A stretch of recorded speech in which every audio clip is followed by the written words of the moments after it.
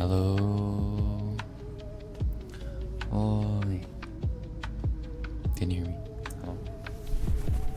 Hello. I think you. Good evening. No, we can't hear you. I'll keep trying then. Hello. Hello. We're starting at 9 p.m. Sorry if that's throwing some people off, but hello.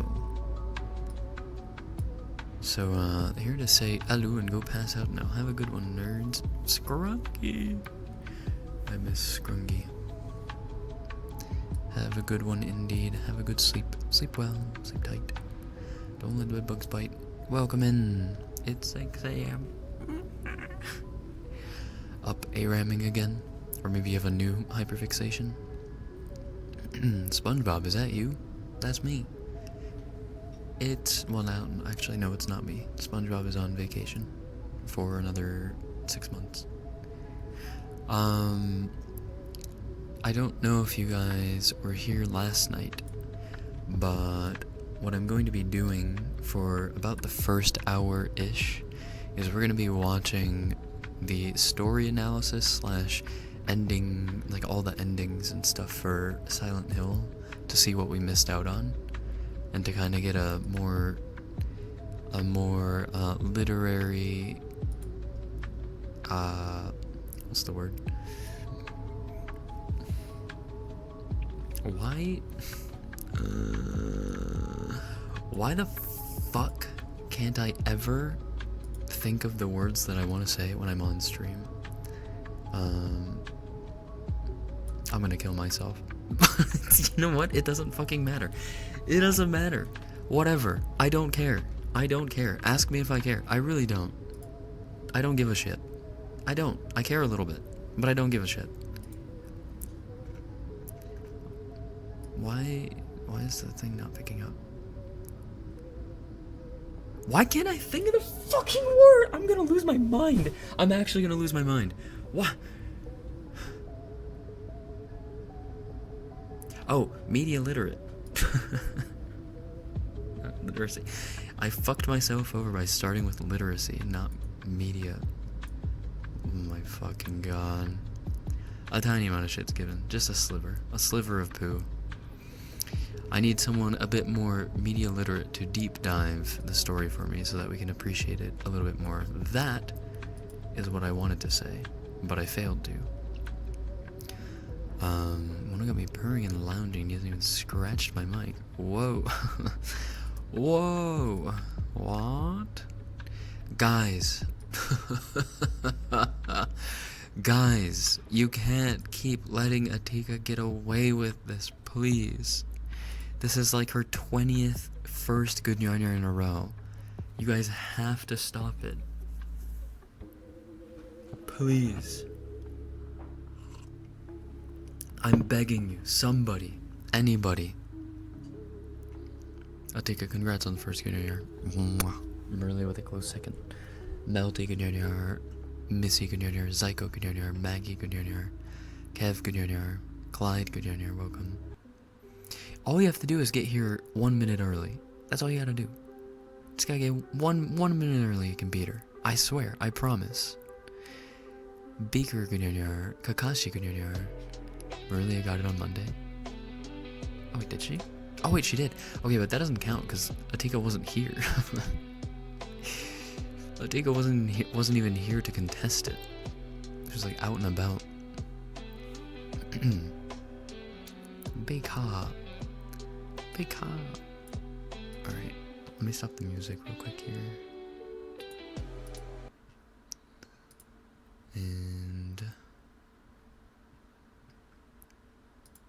And then so I think we'll start with a story analysis of Silent Hill 2 video here. We'll start with this. I feel like in order it's probably best to go story analysis and then the endings and then the Easter eggs and stuff we might have missed. They've been boiled one time now. True. Thank you. We needed a take of boiling. The primary theme of Silent Hill 2's story is truth. Every single character in the game has... Wait. Let me just make sure we have this. We are currently watching. Can one of the mods pin that for me, please? Thank you. some truth they are either refusing to accept or running away from. Despite how twisted and warped and bizarre it might appear, Silent Hill's Otherworld is actually a place defined by truth. It shows these characters who they really are. Through elaborate illusion, it forces them to confront reality. I am going to focus my analysis on 3 characters: James, Angela, and Eddie. Each of these characters is actually denying 2 truths. One big obvious truth, and then a subtler, uglier, more sinister truth lying underneath. Is the volume It is okay? this second truth that ultimately destroys them. Because in the world of Silent Hill 2, truth is not healing, not nourishing. Sometimes fans treat Silent Hill 2 as if it is some big Volume's good, therapy okay. session, as if the town is just trying to help these characters overcome their denial and become better people. If anything, it is the exact opposite. James, Angela, and Eddie are all crushed by the truth. They are tortured by it. As we see very intimately in James' storyline, the truth is a hellscape to him. It is a strange and cruel nightmare full of hideous monsters from which he cannot escape. Okay, so let's talk more Say about like it, you're James. welcome. In the very first shot of the game, we see him gazing into a bathroom mirror, into his own shadowy reflection. Oh, In the pause. visual language of Okay, Hills and I were briefly talking about this, but like in every mirror in the game, there's no reflection. Except for in this first part, apparently. So, like, when you get to the town, when you get to Silent Hill or whatever, he can't face himself because he can't come to grasp with what he's done. So it's like he can't stand to look at himself, but only in the town's context, I think. But this is interesting that it starts film, with just the about reflection. any time you see a character looking into a mirror this way, and so you see 2 versions of the same character on screen at the same time. This doubling effect is meant to communicate that this character has another self, often a darker self. There is more to him than meets the eye.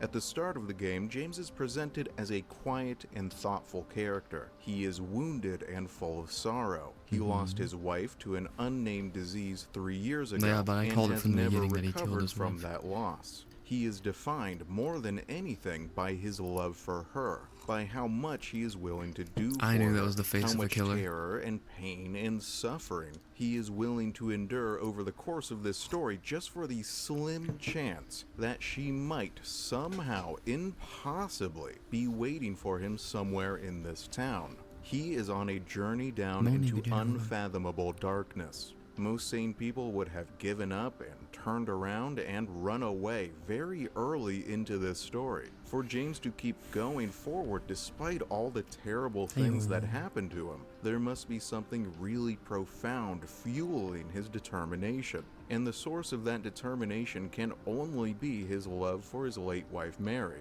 which is apparently enough to drive him to do almost anything.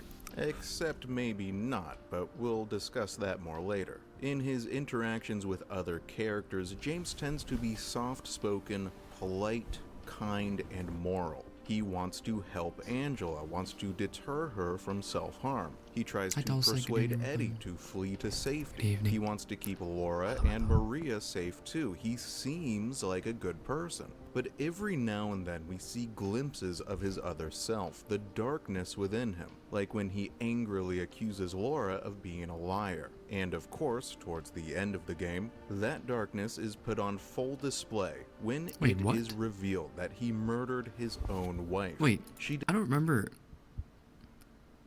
remember getting that scene with Laura. When did he say stop lying to Laura? Did we somehow miss that part? I feel like we missed that part. Like almost positive. Did not die of her disease. She died by suffocation, as her own husband brutally smothered her face with a pillow. There was a monster lurking inside this seemingly soft-spoken good guy all along. But that is only the big obvious truth. That is not the truth that destroys him. So There he did is murder her. something Yeah. even worse, even more terrible yet to be revealed. James is not So obviously major spoilers, so if you're not here for spoilers, I would mute the stream for a little bit. But for me, the surprise was actually that not that he killed her per se. The surprise was that he killed her and he like loathed her when he was doing the killing. But because he had that moment of like hate in his heart, that was the regret. Like the regret isn't necessarily that he killed her, because she had talked about him mercy killing her because she was suffering. But he actually killed her with the intent of hate and not with the intent of mercy. I think that was the twist. It was pretty predictable.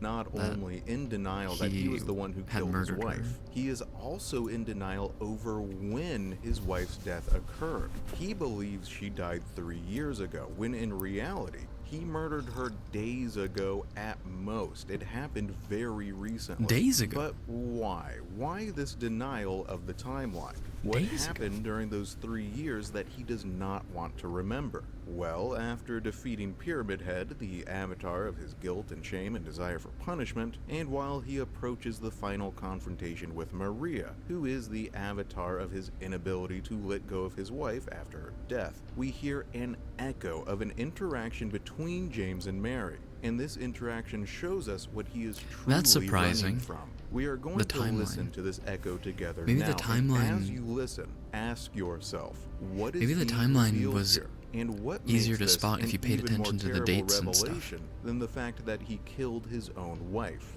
Okay, here it is. What do you want, James? Flowers? I don't want any damn Where flowers. did 10 days come from? 10 days? Just go home already. Look at me. I'm disgusting. Between the disease and the drugs, I look like a monster.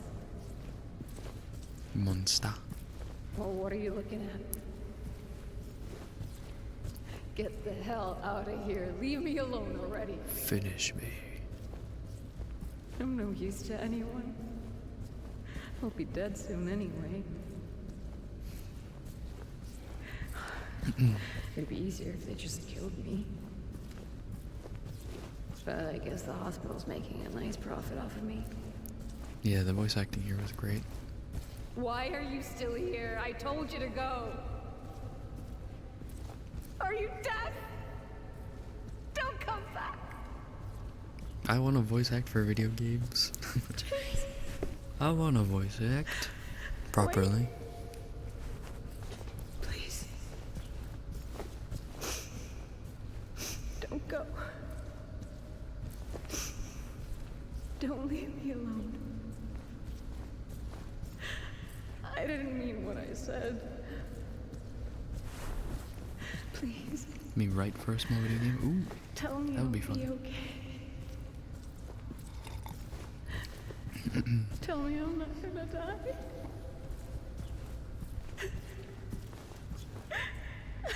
Help me.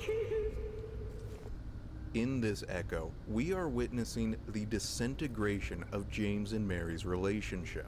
For most of the story, Mary does not get a lot of character development. Because she is already dead at the start, she does not appear much on screen. only in little brief flashbacks, where she is portrayed as a vaguely loving and tender wife. She is less of a character and more of an idealized archetype, something for James to pursue, to long for. But in this Echo, she suddenly bursts out onto the stage as a very complex and human character. She expresses a wide range of complicated and contradictory emotions. Confronted by her own mortality, by the fact that nothing would stop the disease, that she was going to die, she suffered from a kind of emotional collapse. She swung from hope to hopelessness, from denial to depression to anger. She became filled with rage. She lashed out at the people closest to her. She made them feel the same misery that she felt.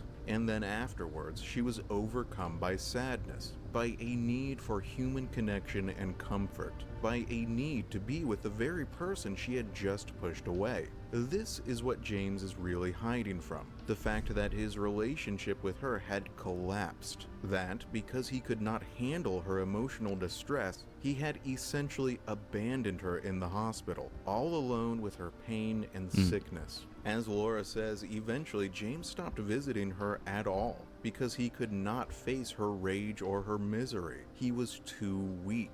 In their final interaction in the other world, James at first tries to claim that her murder was altruistic, that he was simply ending her suffering for her sake.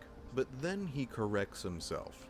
The truth was, he did it for himself. He did it because he had grown to hate her, hate what she had done to him. Sadoju, thank you for playing person she had 10 turned months, him thank into, you. the way her Thank you, sickness Brian, had thank you, taken over his life. He hated her for making him hate her. He wanted it to all be over. The reason why he cuts all 3 of those years out of his memory is because it was during those 3 years that his love for Mary was truly tested, and he failed. His love was not strong enough. He was not strong enough. So she was sick for 3 years, or like really sick for those 3 years. And in his mind, had already basically killed her off. Like, in his mind, she was no longer his wife. So, like, she was already technically Her dead. So sickness, he did her kind of kill her rage in a way. transformed him first into a coward and then into a killer. He wants to forget all of that and only remember the time when they were in love, before it all went wrong. It was not the truth of what he had done that he could not face. It was the truth of who he was, who he had become.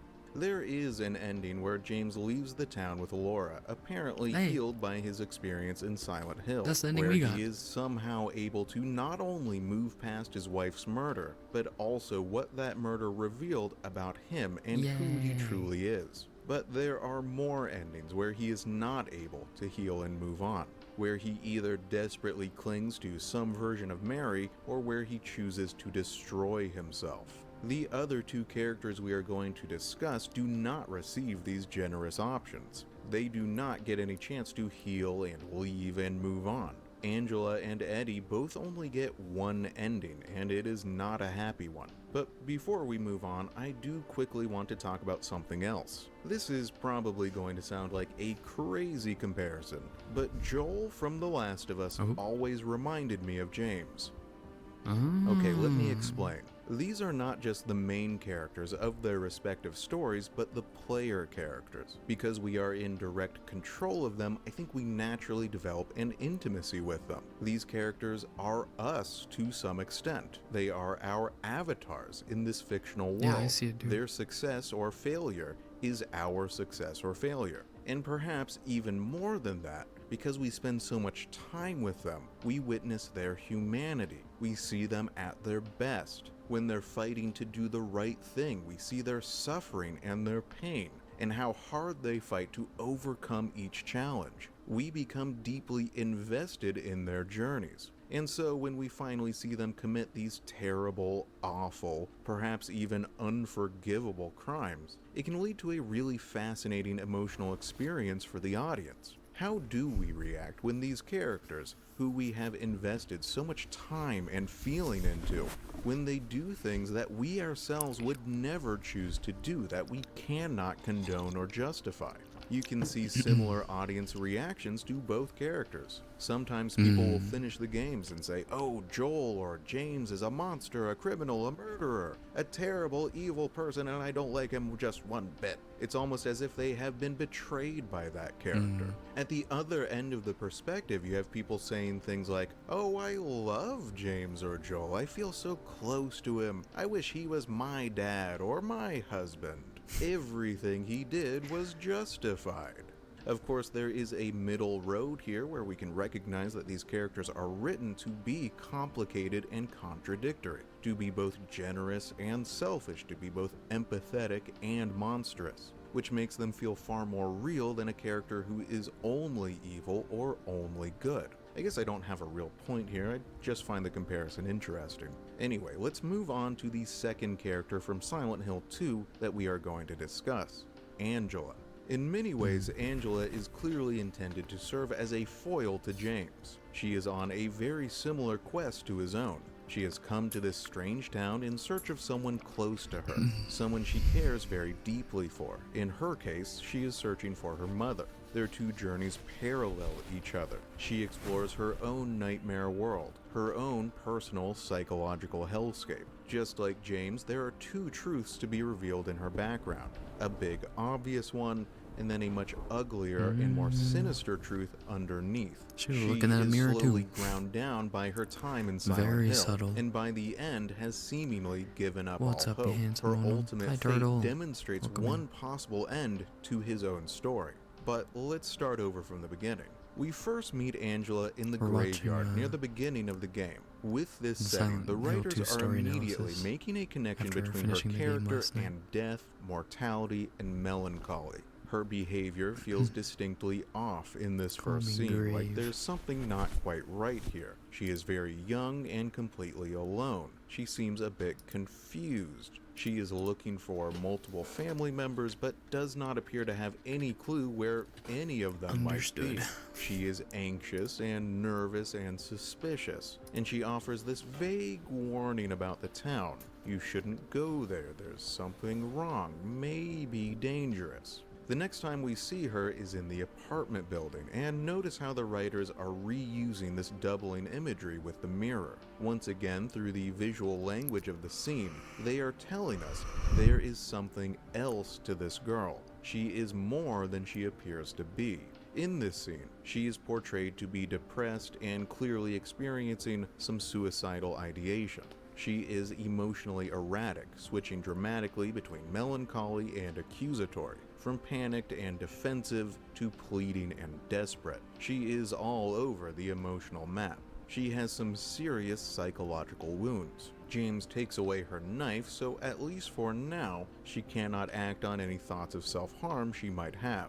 The remake added a new scene with her in the park, but I'm gonna skip right past it, to the next scene, which takes place down in the labyrinth.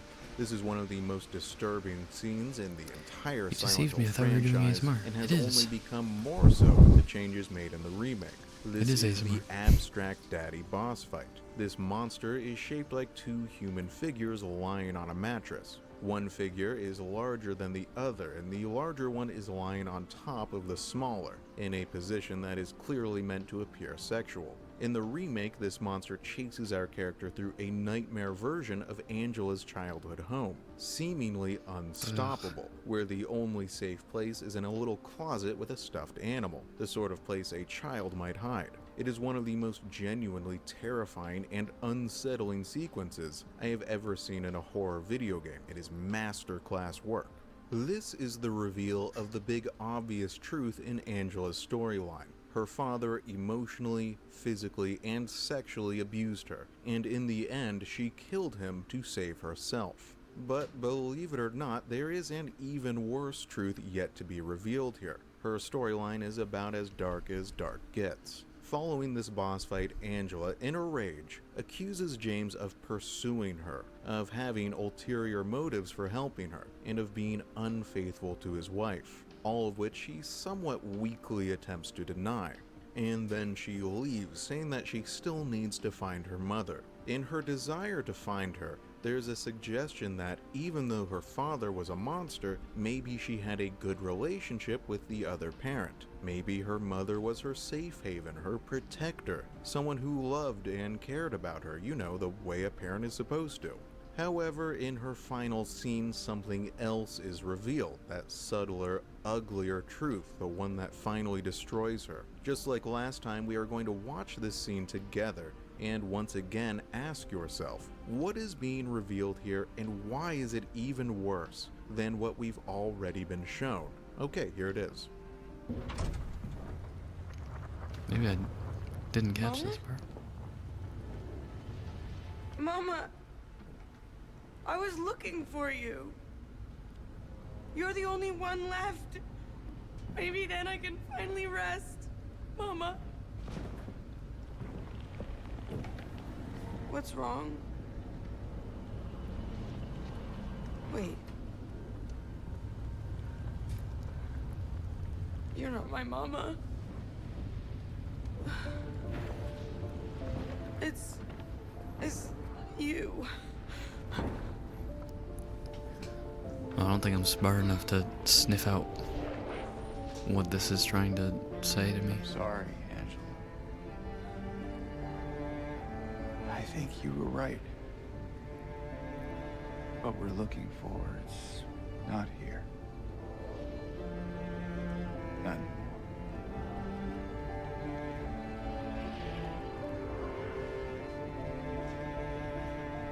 Thank you for helping me earlier. But I wish you hadn't. Even Mama said it. I deserve what happened. No, Angela, that is not true. Oh, right. That's her. Don't pity me. I forgot that's what her mom said. Oh my god. I'm not worth it.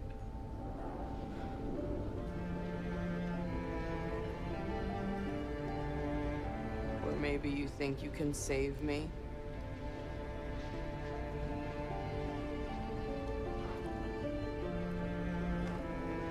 Will you love me? Care for me? Heal all my pain?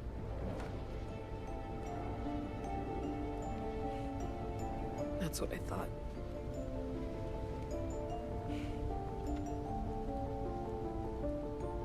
James.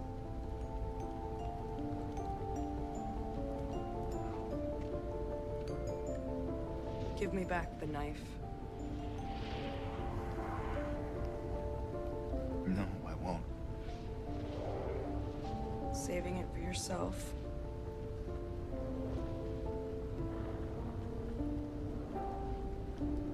Have it your way. It doesn't change anything.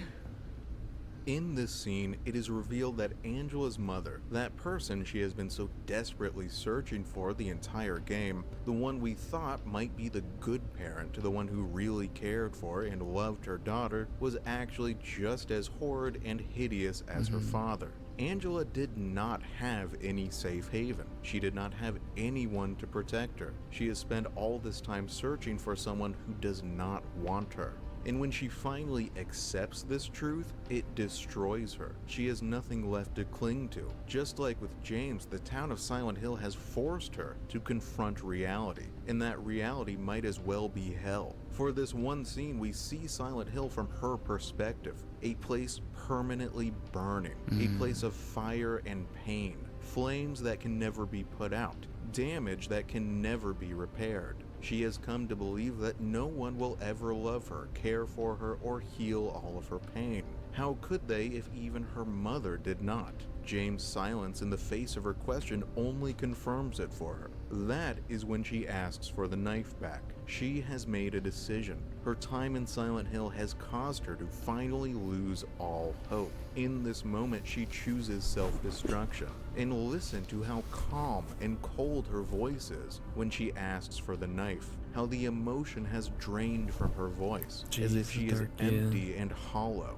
This mirrors I think the I missed the potential part. end for I James' must have, own like, story, mentally in checked which out he drives his car when into the she lake. said the line There about her is mom a note saying you can find in the she hospital which deserved it or something discusses like a that. patient. This It's patient like the most suffers fucked from up some thing form of hallucinations or delusions. in He the has whole crossed in this over whole to game. somewhere else, probably Silent Hill's other world. However, suffer is not really the correct word, because his delusions are more pleasant than reality. He is happy there. The doctor writing the note questions whether it is really the right thing to force the patient out of that happy fake world and into harsh, unhappy reality.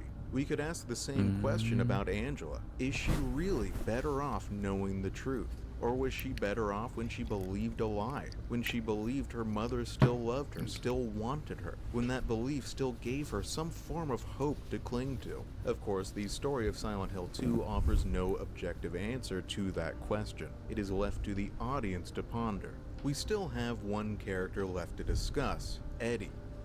Eddie is another foil to James. Eddie's an enigma. Whereas Angela reflects his misery and his depression, I don't really understand Eddie Eddie's reflects character. his violence, his resentment, those uglier aspects of his personality. Unlike the other two, Eddie is not searching for anyone. Instead, he is running away, looking for somewhere to hide. In the same way that Silent Hill creates Maria, a living, breathing, sentient person, a fulfillment of James' desire to reunite with his dead wife, a reflection of his own psyche, it also creates something similar for Eddie. Instead of a woman, it is a man, and instead of a lover, he is very much a hater. Eddie is pursued throughout the nightmare by this man. This is an incarnation of one of Eddie's bullies, one of his tormentors out in the real world.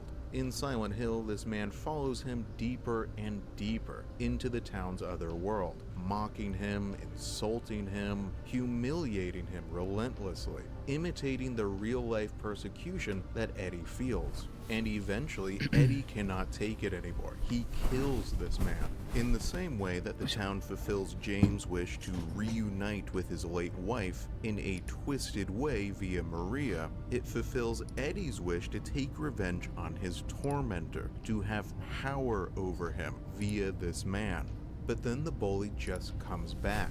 Just like it does with Maria, Silent Hill keeps creating new versions of this guy, no matter how many are killed, and their mockery of Eddie becomes more twisted and more relentless until he finally breaks. But let's rewind back to the start of Eddie's story. In his very first scene, James finds Eddie puking his guts out in this disgusting, crummy bathroom. Eddie is meant to look pathetic and weak here. This is a humiliating position to be in, and that is furthered by his weight too. Eddie is fat.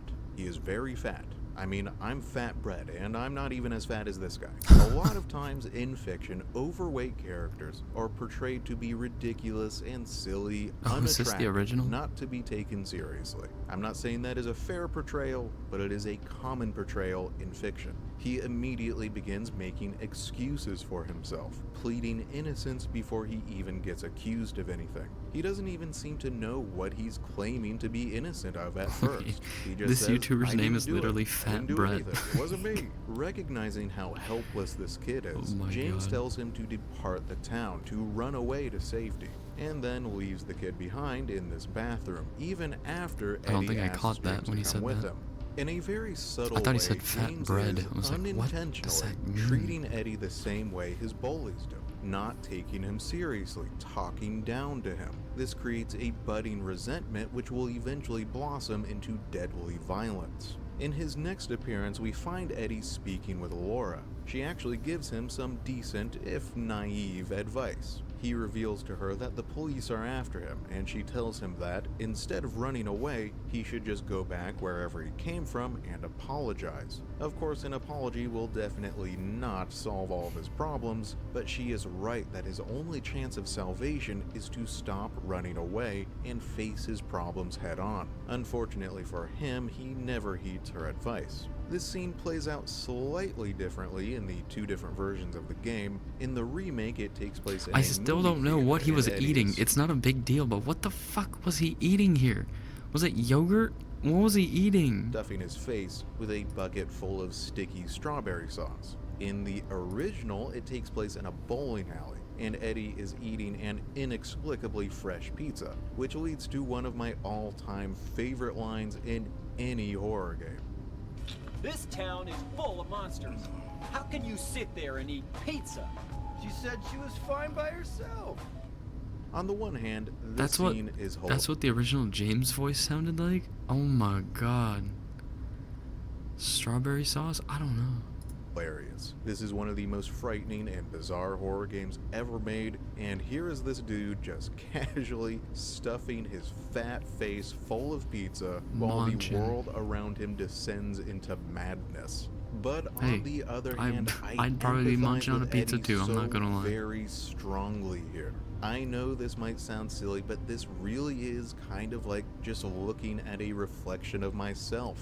This is stress eating. This is a guy who feels terrible about himself, who's having an awful, terrible, very bad day, and so in order to comfort himself, he is eating and eating and eating because it's the only thing that can make him feel better. This is what depression looks like. This is what giving up looks like. True. I know because I've done it. And once again, Eddie is being portrayed as silly, ridiculous, pathetic, and basically harmless. He's just a big, fat, lazy loser doing exactly what big, fat, lazy losers do. The remake has added an additional line though. James throws an empty pizza box aside and says, "I see you've gotten your appetite back." And then watch Eddie's reaction. The clear resentment, the embarrassment, the anger he feels towards James is growing, becoming uglier, and James does not even realize what he's doing. In his next scene, Eddie's behavior begins to change, becomes far more unsettling. Okay, so James drops down into the prison. This is the point in the game where reality itself begins to break down, to no longer make sense. When the town of Silent Hill begins to feel less like a real town and more like a twisted nightmare. The story is getting darker and darker too. Maria has been killed, James has failed to protect her, failed to reach Laura, failed to find his wife. Things are becoming more and more hopeless. And then here is Eddie, sitting in the darkness alone beside a dead body, holding a revolver and reciting a bizarre monologue about how easy it is to kill someone, about how quickly a life can be destroyed. At this point, Eddie has discovered that he does have an alternative to running. Instead, he can choose violence. He has come to the stunned realization that he can just kill all of the people who torment him. With this realization, his character has begun a sudden and dramatic slide into darkness. However, Eddie was still the hardest boss fight fully in the embraced game. this choice. He plays off this monologue Eddie was like the it was most just a difficult. big joke. Like he's the same ridiculous, pathetic fat guy he was before. But we've seen the darkness in him. We will watch his final scene together, and this time, as we watch, I want to ask you a different question. How does Eddie's behavior here mirror James' own choices? In what way are these two characters actually very similar? Okay, here it is. Couldn't leave well enough alone, huh? You just had to follow me all the way out here. How many times do I have to kill you? Eddie. Whoa, Eddie. It's me. Oh. Hi, James. Eddie, what are you doing? Well, what's it look like I'm doing? You fat, disgusting piece of shit, you make me sick. You gonna cry, fat ass? You gonna run to your mama? Waste of skin, why don't you just kill yourself?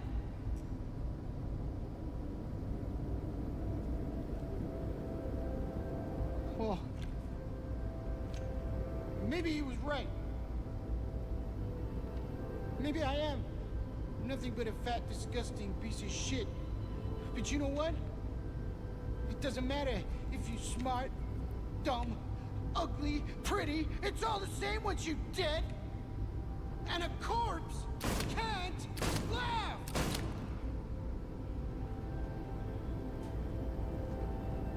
Eddie. What's that? You want to talk down to me some more? Tell me to relax? I don't know about You're this just is like the rest of them, James. No, I don't. Shut Oh, I thought you think I thought I'm it would be stupid? like, you You know, think I don't see it? watching videos on like a You've been couch or after me all something. along. We're all Ever since we first chilling and met. cuddling, but that's You not ain't exactly the laughing now, are you? vibe. That's not exactly the vibe with this line of topic, is it? You need help, Eddie. Don't get all holy on me, James. This town called you too. You and me are the same. We're not like other people, don't you know that? Well, you're about to find out. The big obvious truth in Eddie's story is the relentless and vicious bullying he has experienced, and also the way he has internalized that bullying.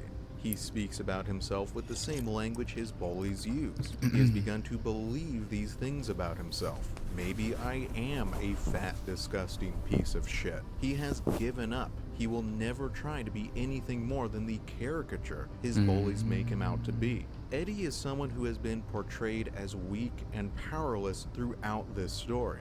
But now he has finally found a way to make himself feel powerful. He has discovered nihilism. He has discovered violence. If he can kill his bullies, then he is the one with all the power. This choice reflects James' own decision to murder his wife. He took control of his own miserable situation in the exact same way Holy by shit. simply killing the problem. In the same this vein, scene, Eddie becomes this a reflects reflection how of James' he worst killed self. his wife. For a little while, Eddie is in total control of this scene. Notice the way he interrupts You thought there all was any James' happy ending in the lines, fog? the way he No dominates comfy the here, no conversation, cuddles, but it does just not suffering. last. Eventually, James pushes back, reasserts control. That is what the punch to the face is, and once again, Eddie is left in an embarrassing position, lying on his back on the ground, overpowered by another man. But this time, he refuses to accept it. He desperately fights to cling to this newfound power. Beyond The on his subtler second head. truth in Eddie's story is the way his bullying has twisted his personality, turned him paranoid, depressed, and full of hate. Again, this clearly mirrors the exact same transformation James underwent during those 3 years of his wife's illness, from loving husband into murderous monster. This boss battle, like so many other boss battles I have discussed in other games on this channel, is really a confrontation between the protagonist and the worst version of himself. Usually, when a protagonist defeats a dark reflection like this, it is meant to be a demonstration of some sort of character growth, of strength, but not this time. James feels terrible for having killed another human being, for having once again failed. This is one of James' darkest moments. On this channel, I have often discussed the genre of cosmic horror, and the unique way that cosmic horror stories tend to twist the search for the truth. In most stories, the search for the truth is depicted as noble, honorable, and a morally good one. Scientists and investigators and detectives doing what is right because the truth is right. But in cosmic horror, the search for the truth often leads characters to discover hideous, terrible things about the nature of reality, or the nature of the universe, Cosmic horror or the is so nature cool. of humanity's place in that universe. These revelations break their minds. It's kinda why we're cause them to playing go Dead Space. insane. I like Now, cosmic I horror. do not think Silent Hill 2 can be labeled as cosmic horror, but its depiction of the theme of truth is very similar. However, instead of it being big, Yeah, it still grand, feels a little huge Lovecraftian. truths about the nature of the universe that destroy these characters, it is small, intimate truths. James being unable to deal with the way his relationship with his wife collapsed. Angela being unable to accept that her own mother did not love or protect her. These small, intimate truths end up being just as destructive as the big, huge ones. Angela chooses self-destruction. Eddie chooses violence, and depending on the ending, James chooses to drive his car into the lake. In this way, the story of Silent Hill 2 demonstrates the fraught nature of the truth. How it is not the monsters who will destroy us, but ourselves. Those inconvenient truths about ourselves that we would rather just ignore. Those inner demons whose voices we refuse to acknowledge. Nice. Good video. We don't get cuddles? What? This is cuddling. This is like we're all watching the same video on a couch. Okay. We are currently watching. Can we pin this one though? Por favor.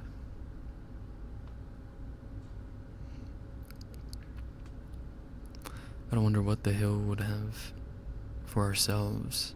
That is an excellent question.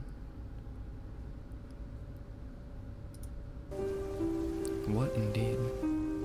James is a troubled, widowed man who lost his wife 3 years ago to a severe terminal illness, which took months to take her life Alright, so we got away. the proper In these ending. months, We got the James' good wife, ending. I'm Mary, curious. suffered greatly, slowly having her organs shutting down. I'm seeing curious herself to get find severely out sick and unable to take what care of endings herself. The disease or illness is not we specifically missed. mentioned to be And what how exactly. you get the but other by endings. what is implied, it seems to be cancer, which slowly reaches Mary's lungs. As it can be heard, she coughs a lot and struggles to breathe, having oxygen tanks I don't want to know hooked what up the to hill her. is. This leads to Mary being taken to a palliative care house or department in a hospital, where she spends her last days coughing and seeing Instead herself of going to the slowly ranch, decaying it's going and to the hill. dying. This makes James I'm gonna very send you to the upset, hill. and understandably, as a loving husband, he suffers just as much as Mary does. However, towards the end of her life, James starts feeling hate and resentment towards her, starting to be exhausted and feeling vulnerable to the inevitability of it all, that Mary will die a horrible death and there's nothing he can do about it. Being a traumatic experience losing a loved one, James doesn't seem to remember exactly how Mary died, as if his mind is wiping off this memory to protect him. That's when he receives a letter 3 years after her passing that she is still alive and in Saber, the place good that they welcome. went on a getaway, which happens to be Silent Hill. Looking at a photo too many resort times, a with knife, a wonderful door stomping, a scenery. foe you already This ended. confuses James as to whether Oh. Mary did actually die or not. I as he overkilled cannot quite a tell few for sure, enemies. not remembering her death. And I still the got a town good of ending. Silent Hill is not what it used to be anymore,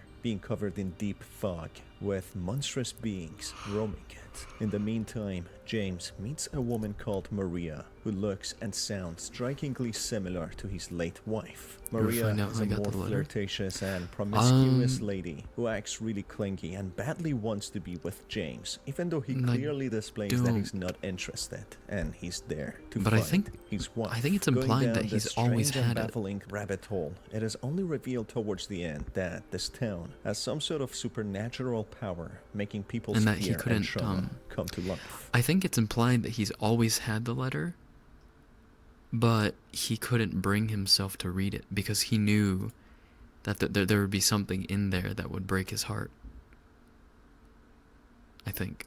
The town is nothing but a plain And so camp- he sorry, I keep pausing the video. And so I would assume he opened the letter at the end because he had finally come to accept like how he felt and what he had done. This, which is shaped by the victim's memories and thoughts, hence looking and being completely different based on different people's perspectives. For James, as he was cold towards Mary at the end, abandoning her as the pain was too much for him to handle, seeing how ill Mary is, vomiting and unable to control her own body, this otherworldly place brings all those thoughts and tainted memories to reality, making James relive them in more horrific ways. It is shown in a distorted manner that James was the one who actually ended Mary's life by using a pillow to smother her, as she was weak and unable to defend herself in the last days. But the strange thing is, it's not fully clear if James actually did kill Mary or if it is more symbolic on how his coldness and abandonment of her towards the end put the nail to the coffin and made her give up on life. I made a video going over the full story and the true ending, which you can watch by clicking on the card above or the link down in the description or in the comments. In here, I will cover all the endings of the game. Leave. I covered this ending in the last video, so I will very quickly go over it and talk about the This is the ending we symbolisms. James finally meets Mary at the end, who happens to be Maria, disguised as James' late wife. It becomes clear Maria is a manifestation of James' memories and perception of how he saw her, being youthful, full of energy and life, and very flirtatious. Despite getting what he wanted so bad, he knows this is not his wife and cannot accept anyone else to replace her. Despite not being the model and perfect husband at the end, James cannot let anyone else replace her, as he truly loved Mary. At the end of the day, he was just a human, not perfect, and admittedly, it is a horrible thing to leave a loved one at the edge of their life, battling such a horrible disease. But again, only people who had to experience such a nightmare truly know what goes on in one's mind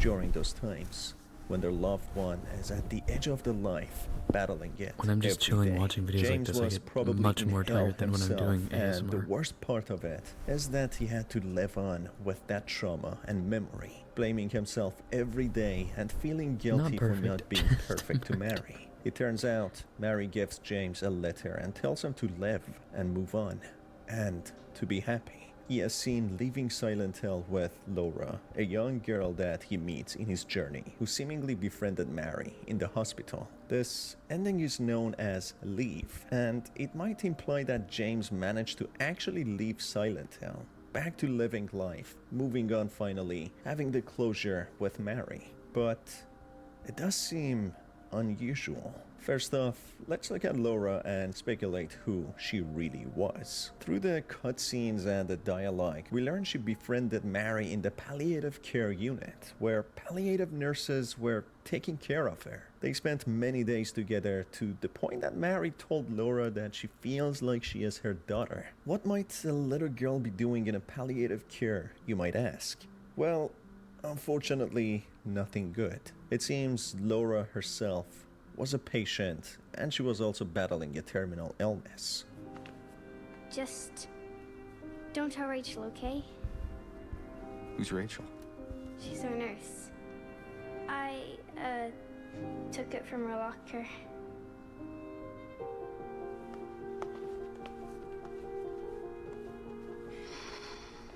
My dearest Laura, I'm leaving this letter with Rachel to give to you after I'm gone. I'm far away now. A quiet, beautiful place. Please forgive me for not saying goodbye before I left. Be well, Laura.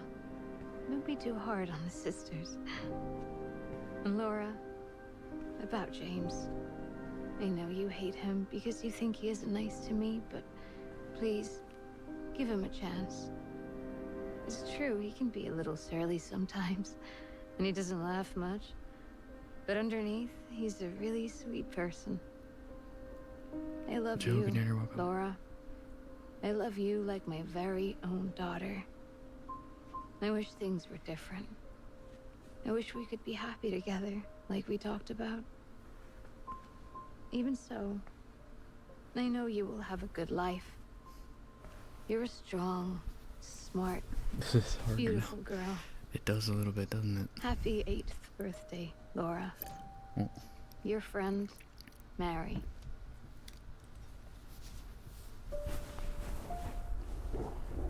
Oh yeah, that's right. Hope Laura, your birthday went well today. how old are you? I turned 8 last week. Oh, that's what gave it away. I'm so stupid. That's what gave it away. Oh my god.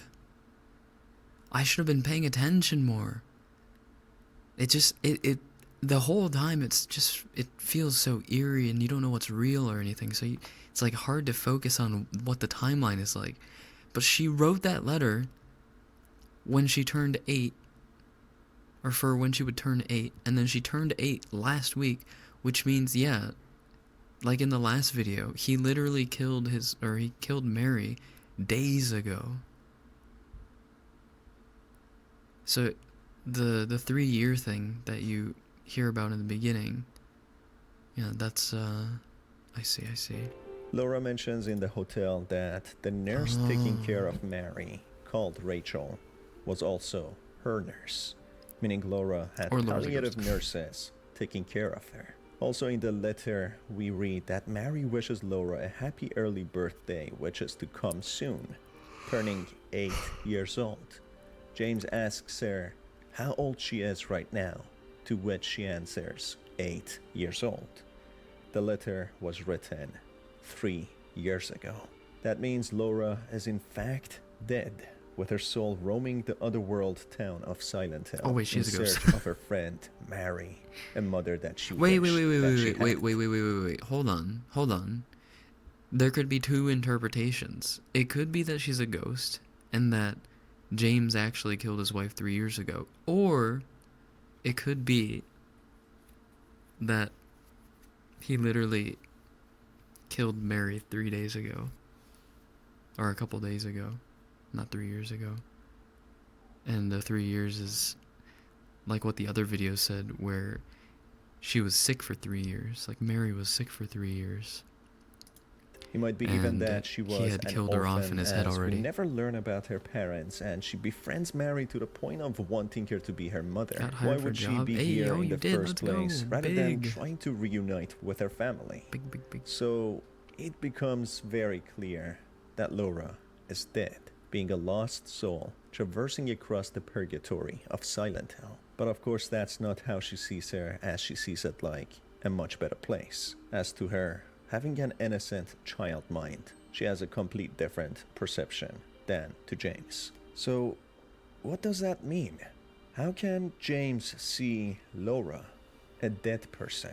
It seems as if the entire journey James had, being lost in the otherworldly town of Silent Hill, a representation of his twisted and tormented mind, is in fact a purgatory where he suffers according to the guilt and trauma that he has. After having a closure with Mary on her deathbed, she gives him the approval of moving on, which he does, leaving the purgatory of Silent Hill with Laura. Note how there are no more monsters anymore to torment James, yet there's still deep fog, which could mean James did not leave the purgatory.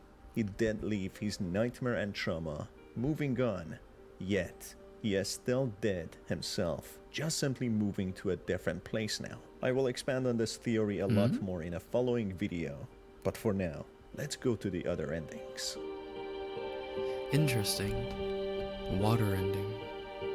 An ending called Water might be a hint to how James could have lost his life, ending up stranded in Silent Hill. After learning about what happened to Mary and how she passed away, James, being frozen, unable to move, is shocked to how cruel he was and how guilty he is, being the reason Mary died. Of course, Mary would have died anyway, but James possibly made it much more painful at the end. Despite promising Mary that he will live on, he explains how he cannot live without her. I miss you so much.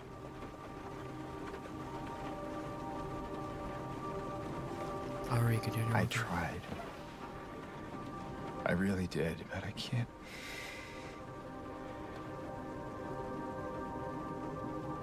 Just can't go on without you. I can't forgive myself for what I've done.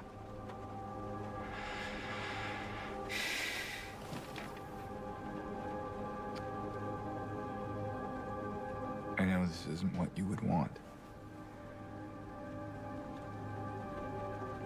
But I guess it doesn't matter anymore.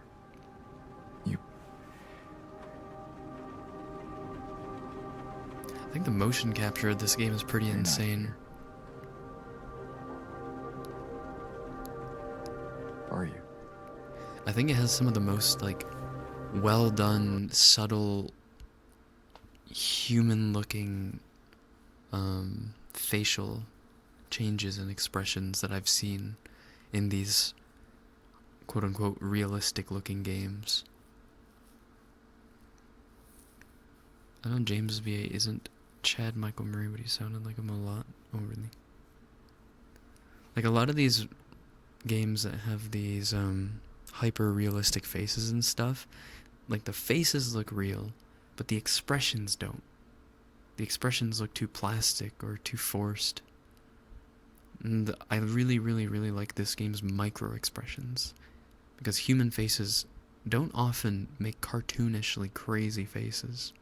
They make a lot of little nuanced scrunches and stuff. And James has a lot of those.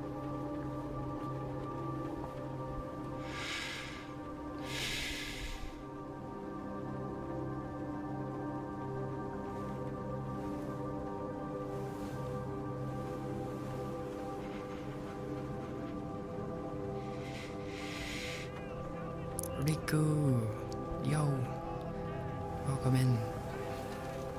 Sting Crate, brother,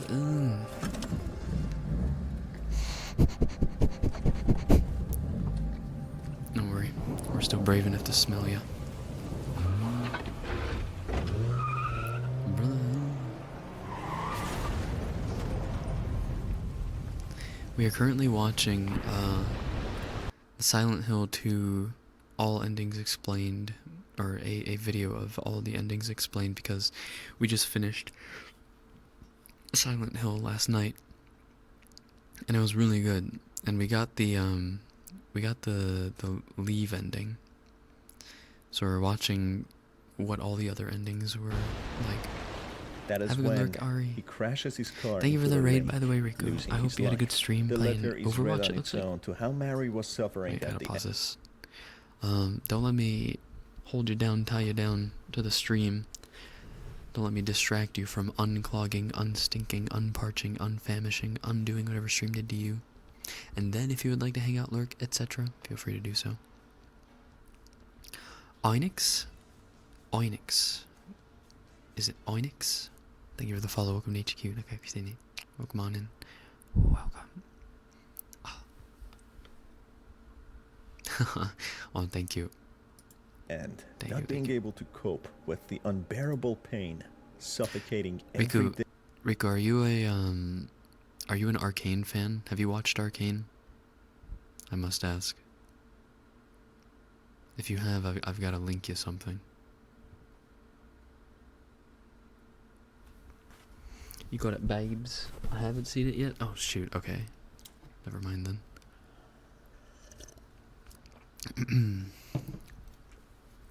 Are any of the raiders that came in from Riku's stream Arcane fans?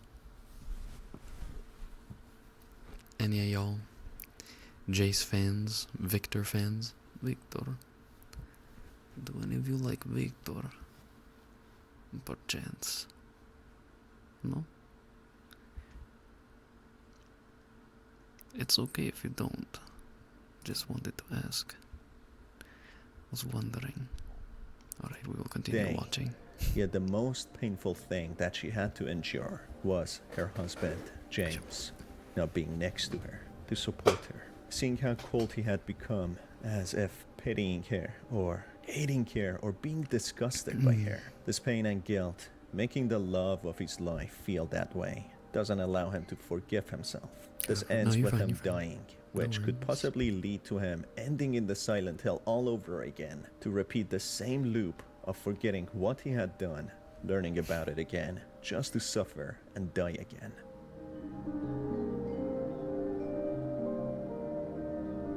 Another similar ending to Water is Stillness, where James is sitting in his car, trembling in shock, having uncontrollable tremors. This, in a way, connects to the very beginning of the game, where James has hand tremors, having just removed his wedding ring. It seems as if James is punished with repeating this hell of journey over and over, forgetting about how Mary died, just to learn it again and feel the pain freshly, without being able to move on. In this ending, however, Mary tells James to live on and forgive himself, as she has. James is extremely ashamed of himself, yet he collects all of his strength and courage to read the letter, knowing that Mary will wait for him in the other life, with James telling her to be patient, as he will surely join her. I tried. I really did, but I just... It doesn't look like this video explains how you get all those endings. I'm so curious as to how. I can't forgive myself for what I've done. I know.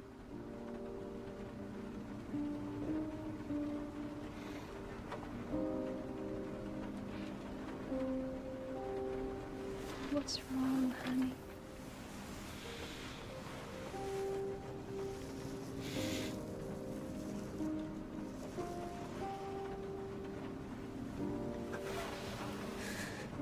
I miss you so much.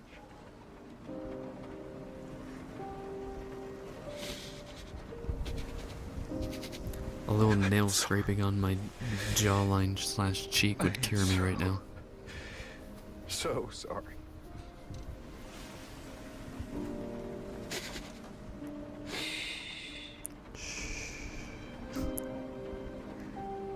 It's okay.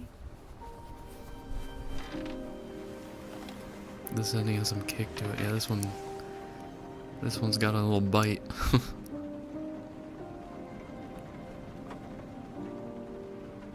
Will you wait for me? Oof. James. I've always been waiting for you.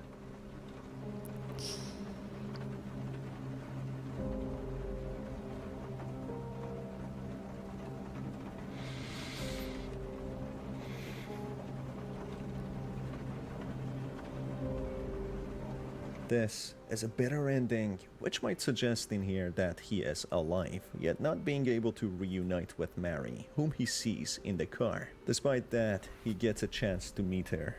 Not now, but when the time is right.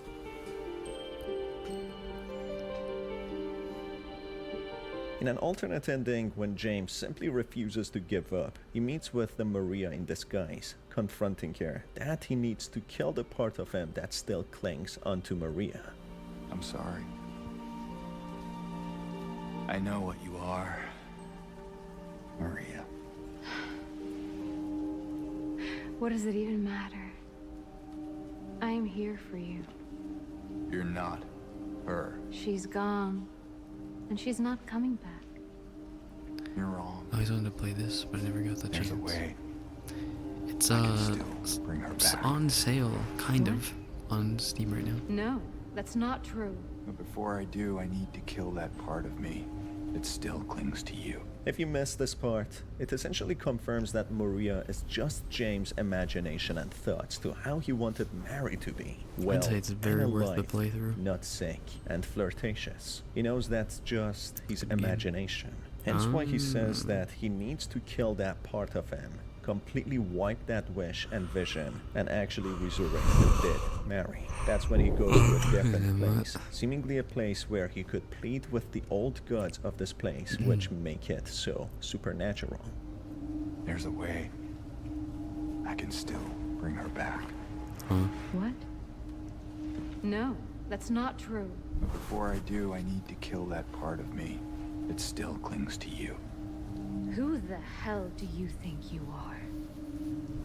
You don't get a say in this. Not anymore. Like it or not, I am here now. And I won't let it end like this.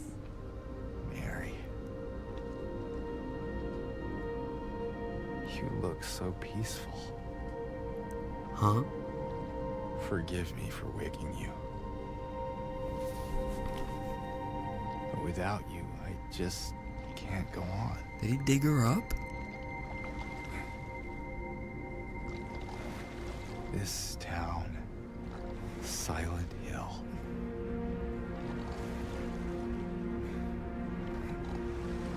The old gods haven't left this place, What in the Junji Ito?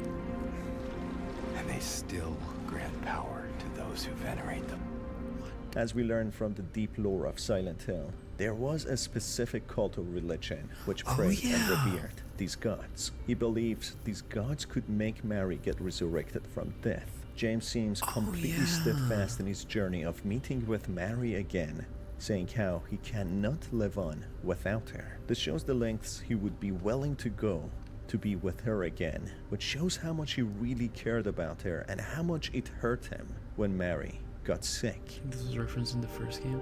I think there were a couple notes and lore things In that we an read alternate along the line play-pretend that happier had something ending, to do with this too. as James watches the tape filmed during their stay in the Lakeview Hotel in Silent Hill, James magically teleports into the tape, joining Mary the time that she was not sick and bedridden, promising her that he will take her to Silent Hill again and that everything is alright now when the tape is cut off and James is nowhere to be seen.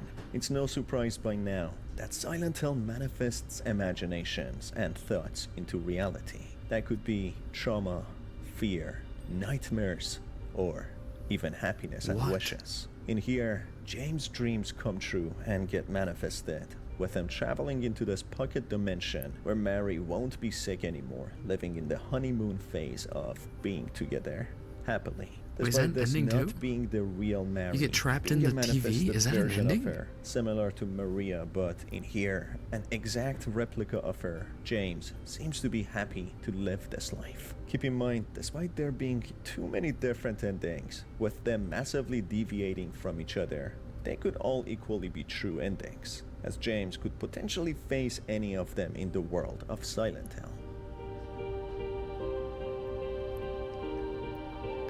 There's a Maria In a ending as darker, well. more tragic turn of events, the real Mary confronts James to how selfish he was during the last days of her life, abandoning her and not being next to her in the most difficult moments. She explains how she cannot forgive him, transforming into a bedridden monster who James kills.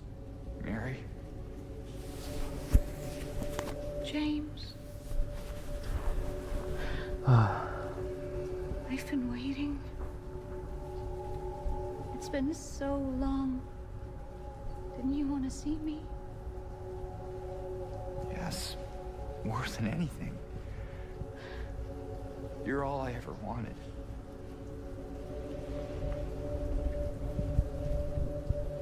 That's not true. Is it? Mary? You killed me, James.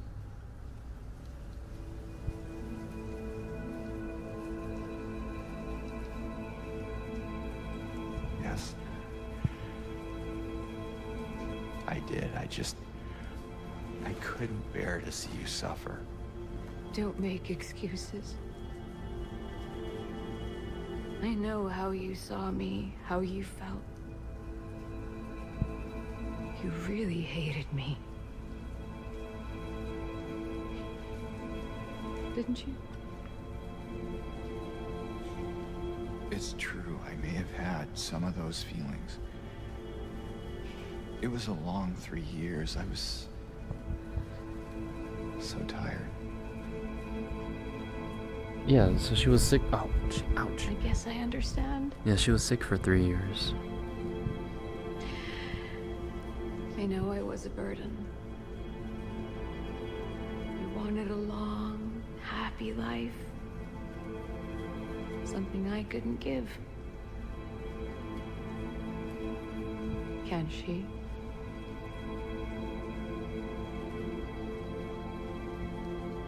Mary, please, if I could... No, James.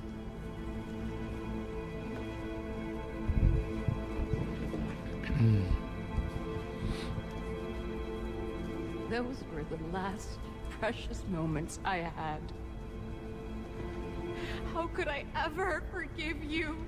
That leaves James with no other option but to meet with Maria, who is waiting for him patiently. As they approach James' car, with James not seemingly fully happy that he lost the real Mary, having to settle with the imaginary Mary.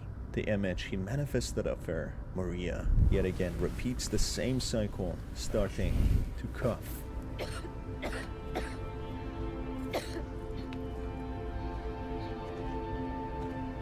Oh.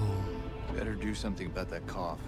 With James, in a cold manner, saying that she needs to check that cough, fully knowing what is to follow, yet fully committed to face it and suffer again, as he knows he deserves it. This essentially means James is trapped in his own nightmare, his own tailored hell, where he repeats the same vicious cycle over and over in a time loop of madness. Maria will be sick just like Mary, where James has to suffer again and again, possibly going back to Silent Hill.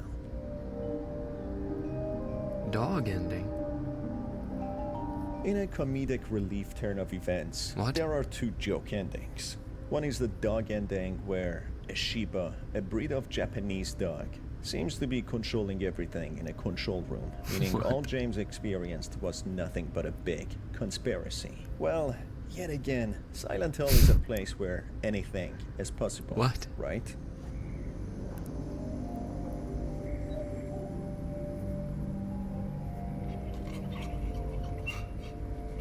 How do you get the dog ending?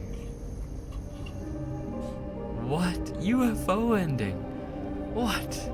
And finally, there's the UFO ending, where the old PS2 style James comes down with a flying alien saucer, zapping James and abducting him, explaining that he is a clone and he needs to go back home, with home being maybe an alternate Earth. The PS2 James replaces the clone James and he goes on to look for Mary in the Lakeview Hotel. At this point, even the comedy endings could be canon, as Silent Hill is a supernatural phenomenon and anything is possible in it. It effectively manifests anything into reality. And that's it for this video, folks. I truly hope that you enjoyed. Wait, that's hella it. Maybe bizarre. that makes I want to know how you get those endings. I guess I'll do that research on my own at some point. Maybe I'll share with you guys.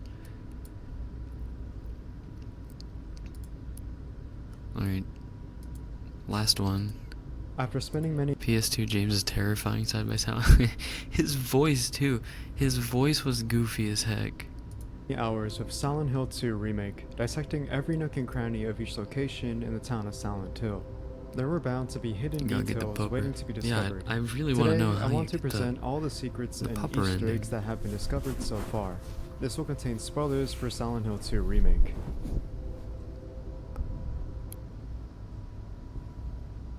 After the opening intro cinematic with James Sunderland in the restroom, where he looks at himself in the mirror, becoming out of touch with reality, he finds himself reflecting on the letter he received from Mary after she passed away due to mysterious disease, yet committed to knowing how or where she is alive in the town of Silent Hill, where she is waiting for him in their special place. After the monologue, the player gets full control over James while in the parking lot of the observation deck overseeing Toluca Lake. When approaching James's car to retrieve the map, the player can get a slight glimpse at the interior of James's car. If the player were to manipulate the camera, they could look into the passenger seat to see a blanket that takes up the entire back passenger seat and outlines the body. This may seem a bit odd at first glance, but this is actually part of a previous and ongoing fan theory where players speculated that Mary's corpse was actually in the backseat all along. This is further evident when answered by Masahiro No Ito, fucking way. series monster designer, regarding the Kyoka, legitimacy dude, of this theory. hello. According to him, Mary What? Wait, I didn't even notice. I should have looked in the car. What? Mary's body was always meant to be in the back passenger seat. This claim is further cemented with a slight hint in the in-water ending, where we get to see James in the driver's seat of his car, then looking slowly behind him at the back passenger Oh seat, my presumably God. at Mary's corpse. Oh Before leaving the my observatory God. deck, you can return and enter the restroom James was previously That in. explains that you look so If you peaceful. leave the Yeah, door that open explains and how he look to got the right of corpse on the wall, boat. You'll find posters advertising Heaven's Night with Maria being featured. Going down the road, you'll find a large and wide metallic fence blocking off the road from being entered. If you look up at the signs, you'll find Old Silent Hill and Brahms. Old Silent Hill is a previously seen location that was in Silent Hill 1. Brahms is the city Sybil Bennett, a major character from Silent Hill 1, is originally from. When walking on the forest trail to the town of South Vale, James will encounter a well with a red square lying at the bottom. They are used as save points throughout the game. While this is a fact, what's interesting is that James comments on the feeling of, quote, someone going inside his skull to grope him. This is literally and figuratively meta-commentary, as we, the player, are going inside James's mind to save his progress. That is, in this context, his memories throughout the game. Right. A detail that is crucial in James's journey of remembering his time in Silent Hill, along with his wife Mary before her death. When reaching the graveyard where we meet Angela Orozco, So it is we like get to a interact with commentary her on for the us first time, detaching questioning ourselves where to from follow a James. path that leads to the town of South Vale. Following the interaction, we can have the option to talk to her once again. If we take a moment to manipulate the camera once again, we can see a bit more detail behind Angela's character model, where we get to see her nails, torn and wear, where it looks as if she was biting on them previously. Oh my This is god. a small subtle detail to her character development of the trauma she received during her long years of abuse from her father, Thomas Orozco, manifested as the abstract daddy from her subconscious that is realized in the town itself. In mental health, nail biting can be a sign of anxiety or stress, as well as depression. While not confirmed, Angela presumably used this as a coping mechanism. While walking on the path to the town of Southville, James will encounter on the path a farm called Silent Hill Ranch. Silent Hill Ranch is also a location previously seen in the original Silent Hill 2 briefly, such as here. While this may seem insignificant at the moment, there is actually a well-known meme of the sign of Silent Hill Ranch that was heavily mocked by the community in its portrayal in the Silent Hill HD collection. In the HD collection, the sign switched its previous font to a Comic Sans font that looked out of place. The sign would hilariously make a return in the remake, albeit well hidden inside the barn on the ranch. If we manipulate the camera, we can find this exact same Comic Sans font once more. One of the unlockable achievements in Silent Hill 2 Remake is called Comic Echoes. Sans is bad, To unlock this, but it is the player not must that witness bad. all glimpses of the past in a single playthrough. These People glimpses make it of out the to be past are like the homages worst to the thing original ever. Silent Hill 2 that serve as references to events that played out It's in the noticeable, story. at least. Such callbacks and references make a notable return throughout the remake, such as seen here in the underpass before entering the town of Southville. This was originally where James encountered the lying figure and received the wooden plank. Another glimpse of the past references the corpse you'd originally It's all find going at on the a end of weekend Martin girls trip to Street to Silent Hill retrieve the Ranch. Woodside Apartments key. True. Others include the Girlies original coin trip. puzzle found littered in debris Let's go to the in Blue ranch. Creek Apartments, and the original Pyramid Head boss fight in the stairwell of Blue Creek Apartments. There are approximately 26 glimpses of the past that would spark nostalgia and memories that remind us of the original, but I'll leave those for you to discover and find yourself. Oh, Continuing okay, so onwards those into are the town of supposed to be like Southville, a we can find deja memos vu, of but to the references original. Silent Hill I see. locations, lore, and history in the I was Silent Hill kinda right timeline. then. When walking up north of Neely Street, James can stumble upon a memo that details popular landmark destinations in Silent Hill. These locations are Do people Pinnacle unironically Lake, hate Comic Sans? Lakeside Yeah, Amusement Park, yeah, they do. the Lighthouse, and Old Silent Hill. Lakeside Amusement Park made previous appearances in Silent Hill 1 and Silent Hill 3 during the Otherworld sequences. There's a cover on a The sidewalk. I Lighthouse saw I've appeared in seen Silent Hill Comic 1 during the Sans. Nightmare Resort area Really? sequence, and finally, Old Silent Hill is one of the main locations you explore in Silent Hill 1 as the playable protagonist Harry Mason. When inside Woodside Apartments, on the first floor in room 112, James could find a newspaper article that goes into heavy detail about a murder case about two unfortunate victims named Billy and Miriam Locane, murdered by the serial killer Walter Sullivan, the main antagonist of Silent Hill 4. The importance of this Silent murder Hill case 4. is that it is loosely tied to Silent Hill 4, which sets up Walter Sullivan as his role in conducting the 21 Sacraments ritual, as well as the appearance of the twin victims, a monster manifested by the psyche of Walter Sullivan's Ew. memories. Further references to Silent Hill Ew. 4 could also be Is that found in Silent Hill Woodside 4? Apartments, room Dude, 1 that's and 2, freaky. With a very similar replication of Ew. room 302. The apartment room in Dude, which I do Henry not Townsend, fuck with the that. protagonist of Silent Hill What's 4, that? resided. It may just be a Ew. coincidence, however, but the similarities are too noticeable to dismiss. When accessing the public pool It's like in the 5 apartment times complex, worse than James the can find a twins in map The that not Shining. only is the town of South Vale, but actually the original map It's just like itself. me. When Okay. exploring Nightmare Blue Creek Apartments, James will eventually come to stumble upon room 209. When entering, if you turn your Number volume 9 up mention? and listen very carefully, you can hear a whisper of words being spoken. Oh yeah, this was the fucking unwanted ASMR. These words at first glance are very haunting and creepy, as it's unexpected. However, this is a reference to room 209 in the original Silent Hill 2, where the same events happens when entering the room itself.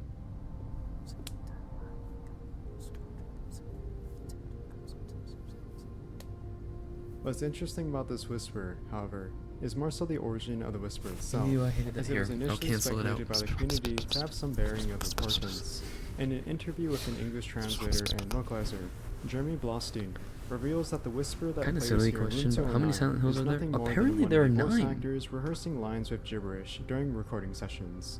During the boss fight with I thought there were Pyramid only Head, 2. You may I'm have the not gonna impression lie. of dealing I damage thought to there were him only to 2, but there's defeat him 9 to of them. continue with progression throughout the story. And while this is true, you technically don't have to deal any damage at all to Pyramid Head, and instead, wait out the boss fight itself, as there is a time limit before the duration of the fight ends. It's about approximately 6 to 7 minutes of waiting out Pyramid Head's attacks. However, After meeting Maria at the pier in Rosewater Park, James and Maria will find Jack's Inn to retrieve a key to continue their journey through West Southvale to find Mary. It's way more than During I the stop, expected, however, right? there are quite a few huge Easter eggs that you can find That's in a the whole motel rooms. silent mountain On the second floor of range. Jack's Inn, James can find The a memo that rolling hints at the silent access hills. code for the locker safe. When returning to Maria, Maria holds out to James her classic outfit from the original Silent Hill 2.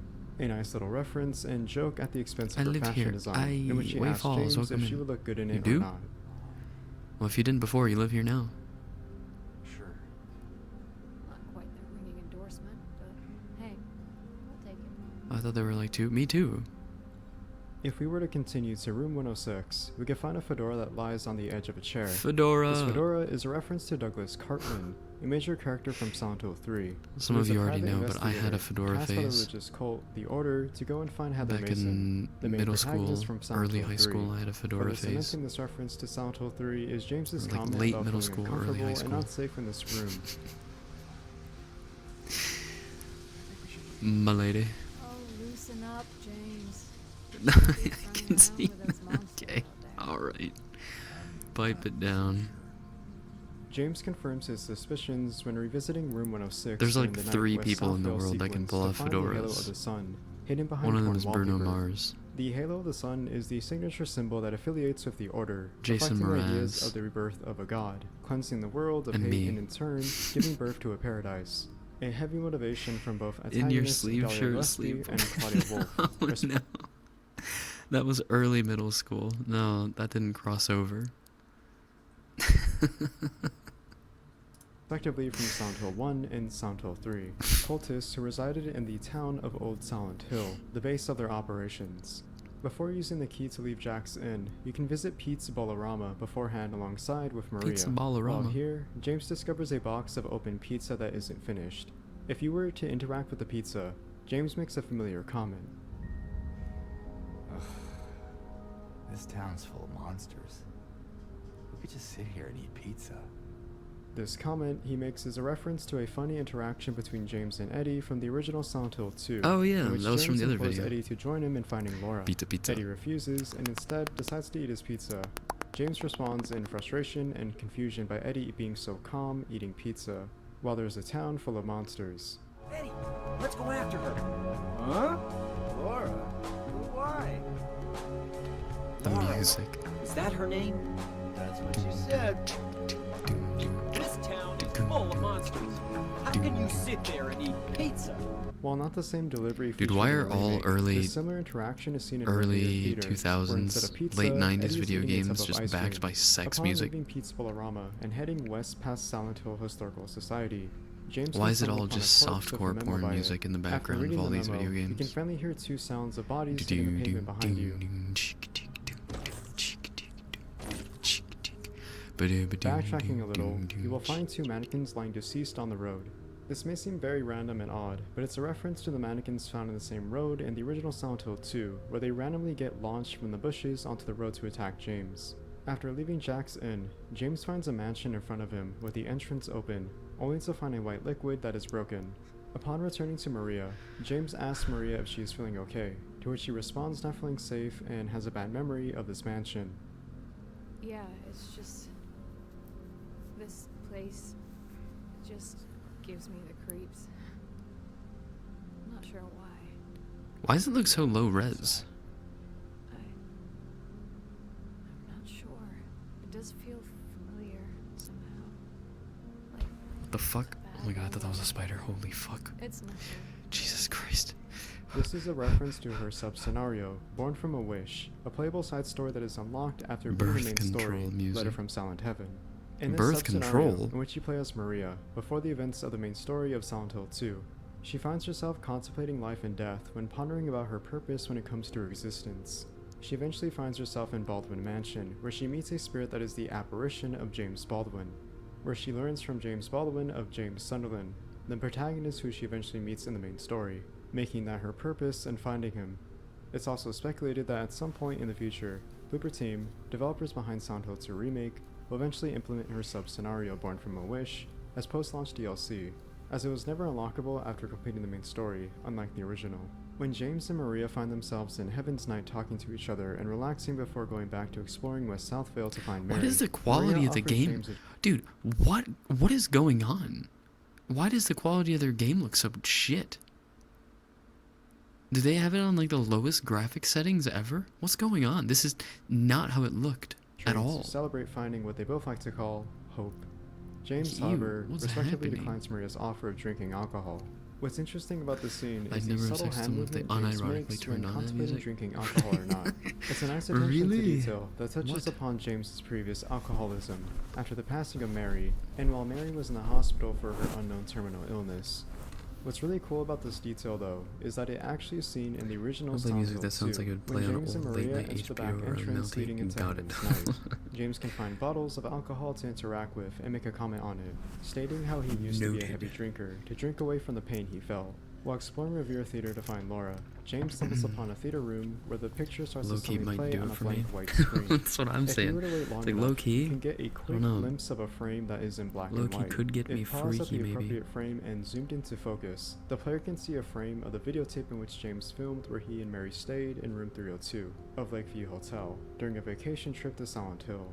These foreshadow the events that are yet to come, where James eventually remembers he killed Mary. After defeating the Fleshlips in Brookhaven Hospital, James is then transported to Nightmare Brookhaven Hospital. While here, after exiting the first room and turning to your left, you'll find a red square to save your progress. You'll find imagery of a rusted metallic fence along with a fan spinning slowly. This looks similar to the same presentation of Silent Hill 1, when in Nightmare Midwich Elementary School as Harry Mason, and Silent Hill 3 in the cathedral before the final boss. However, this could just be mere coincidence. When first entering the labyrinth, James can find an abstract and disturbing hallway that is filled with limbs of mannequins that block James's path in progressing. Upon closer inspection, Why this mannequins, could be a though? reference to the opening intro cinematic of the original Silent Hill 2, which also features similar imagery of the mannequins. Continuing in the labyrinth, mannequins? James will find himself exploring the rotted area, where he finds a room that is filled with only We're a office beating the space. 59-year-old. It's quite the odd inclusion and questionable, to say the least, as to why such a random space is seen here in all of places. However, if we take a look at James's character profile, it reveals that James's What do you guys think is the occupation best kind a of music to clerk. put on the This is put on in the revealed background in the then? Book hmm? of Lost Memories Silent Hill Chronicle, What's the an best official 136 sexy time page BGM? documentation of the earlier Silent Hill games before Silent Hill 4. In this documentation, we can find a page specifically about the character profiles from Silent Hill 2. At some point during the story, James eventually develops a lot of wear and tear over time when it comes to his appearance. One notable detail is his thumbs when inspecting the John map of Cage's the location he is in. For Hyper example, pop, when first arriving in hip-hop, Silent Hill, R&B. his thumbs will be noticeably clean. Eventually, when in the labyrinth, James's up. thumbs will look dirty. Duel- More of his tired appearance is also seen when James is talking to Laura. Duel of the Fates could go absolutely mega hard. Can you imagine pumping to every note?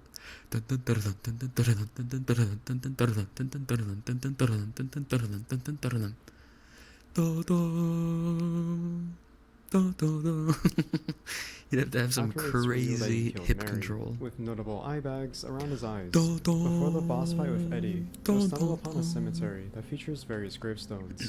On one of these gravestones, we once again get a reference to Walter Sullivan. When exploring the basement of Walter. Lakeview Hotel to find a way to Walter. escape, James can find a You- kitchen that will have an you assortment know of food. your If James pride. chooses to interact with the bread, you'll get an achievement called It's Bread. It's A bread. reference to a meme from Silent Hill 3, where Heather Mason can also interact with bread in the bakery store of It's Central bread. Square Shopping Center. If she chooses to interact with the bread, she comments, "It's bread." Before the Pyramid Head duo boss fight, if you choose to save at the 9 red squares, you can see a subtle difference in James's facial expression when looking at the red square. Initially, James would stare blankly.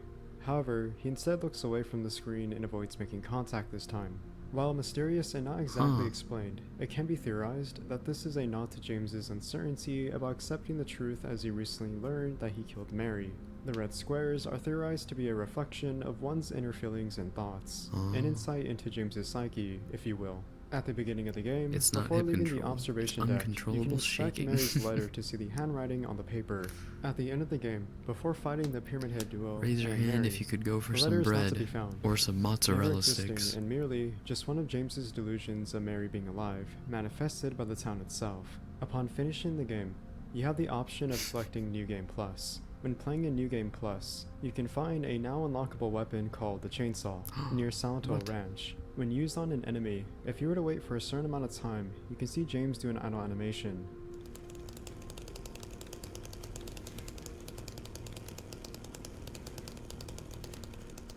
This is also a feature that is seen in the original Silent Hill 2.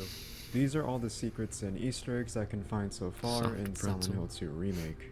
I'm pretty sure I only scratched the Vexy, welcome surface, in. and there's far more secrets Mozzarella and Easter sticks? eggs that have yet to be Yes. discovered out there. But only time will tell. Anyways, that's me. Thank you for watching. Please have a great day, stay safe, and goodbye. Alright. The Easter eggs and stuff weren't all that crazy. But yeah, I would say I have a better understanding of Silent Hill now, wouldn't you say?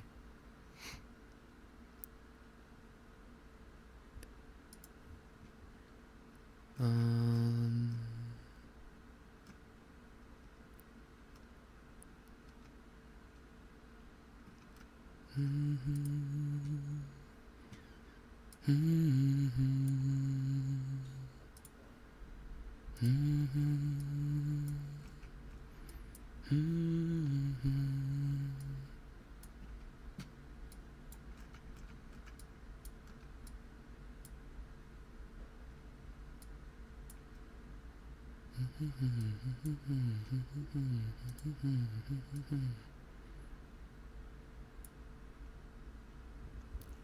Where's Risky Chains to be here for the mozzarella talk?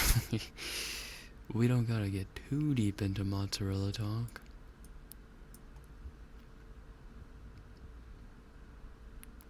I got one, have learned nothing but interesting facts.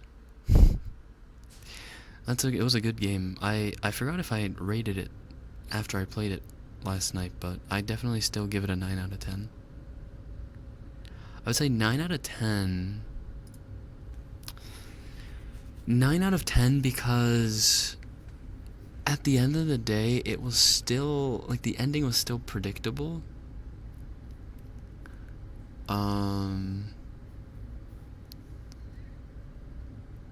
And so it's like, I don't know, you just kind of knew the whole time, or you were expecting it the whole time.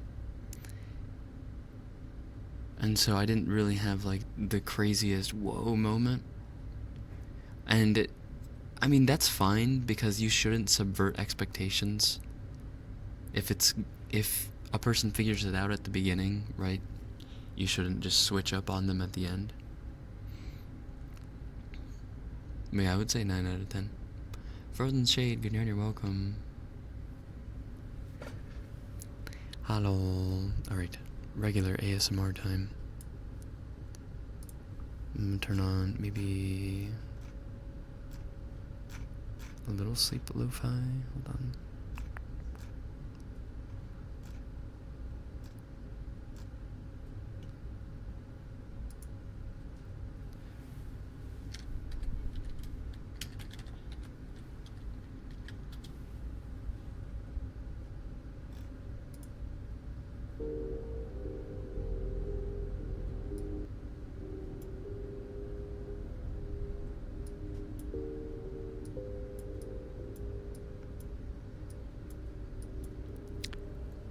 Hi Chaos, good night, welcome.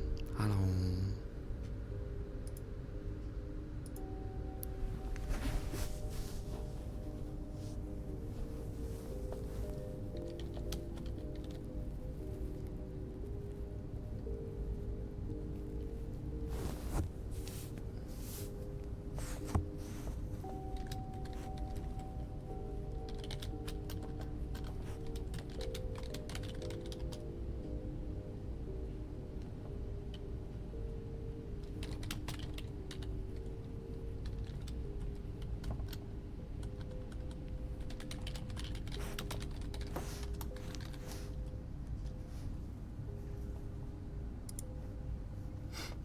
Dark Love, you're welcome.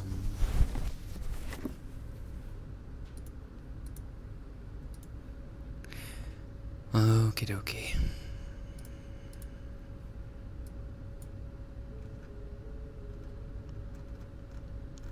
What time is it? 10:45. When did we start? 9? Oh my god. That took way more than an hour. Gonna be an early night for me tonight. Have a good rest of stream, everyone. Good night, Beaker. Sorry, we never got to, like, actual ASMR. Hold on. I know you're, like, going to sleep. I'm gonna do maybe a little kalimba.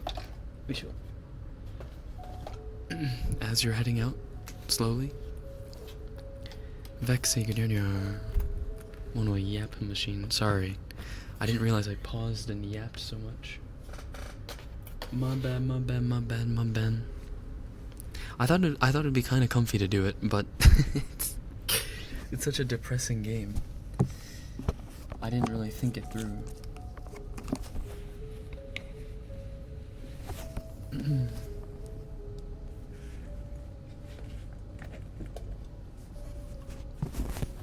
It was comfy? Okay.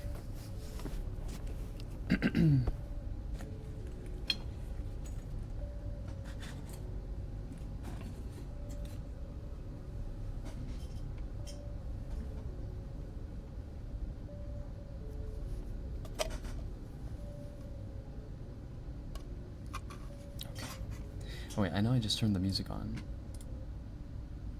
We're gonna play Kalimba, so also let's change the title.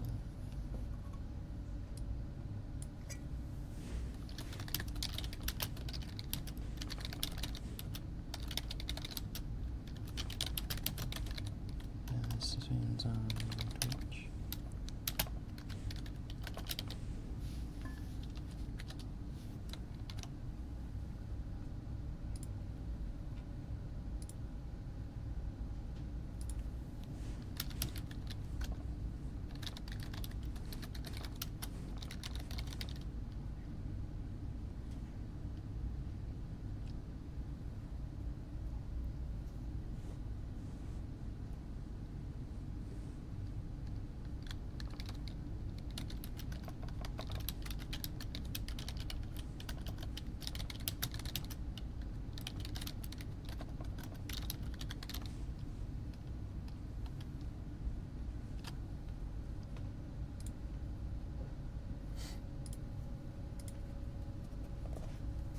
Was still nice to listen and chill. Oh, good. Right earbud died. Wait, did it? It's not me, is it? Okay. It's not.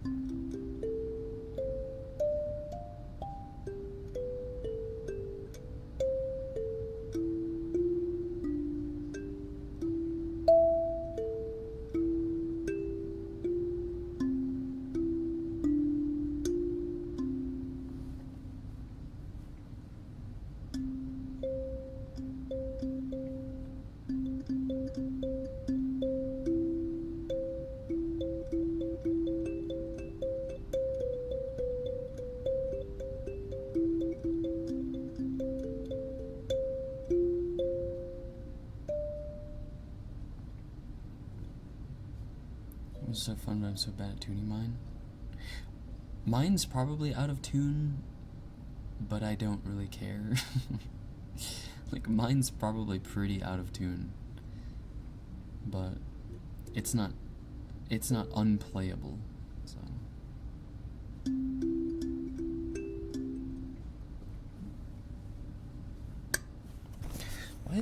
Why does it sound so far away?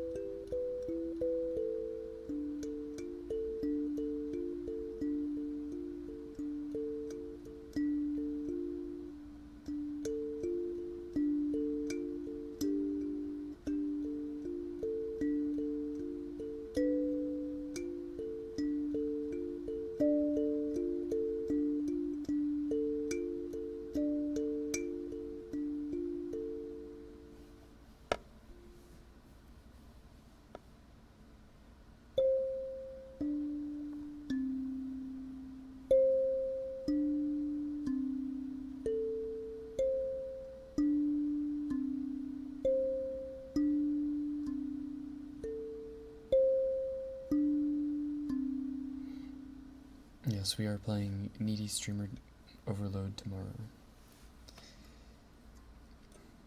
Another game I'm going into blindly, and have no idea what is in store. I have like a vague idea, like just from kind of guessing what it could be, but I haven't watched anyone play it, so. Oops.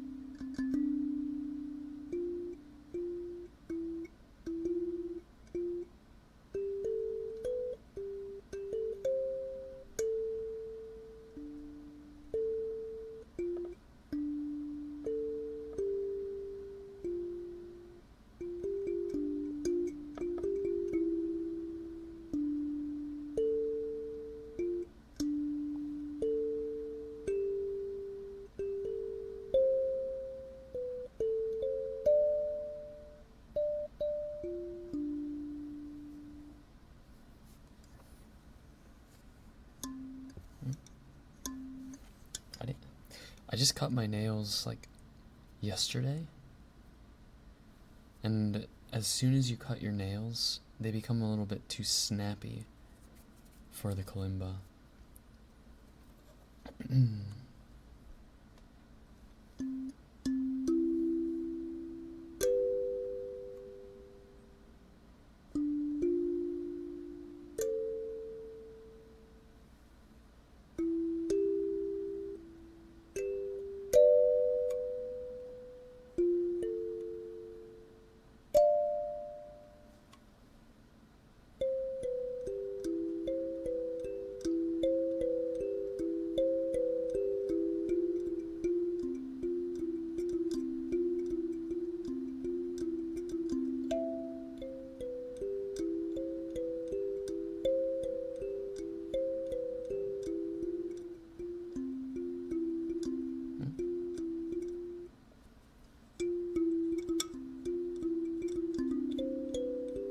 It also makes it harder to strike the keys.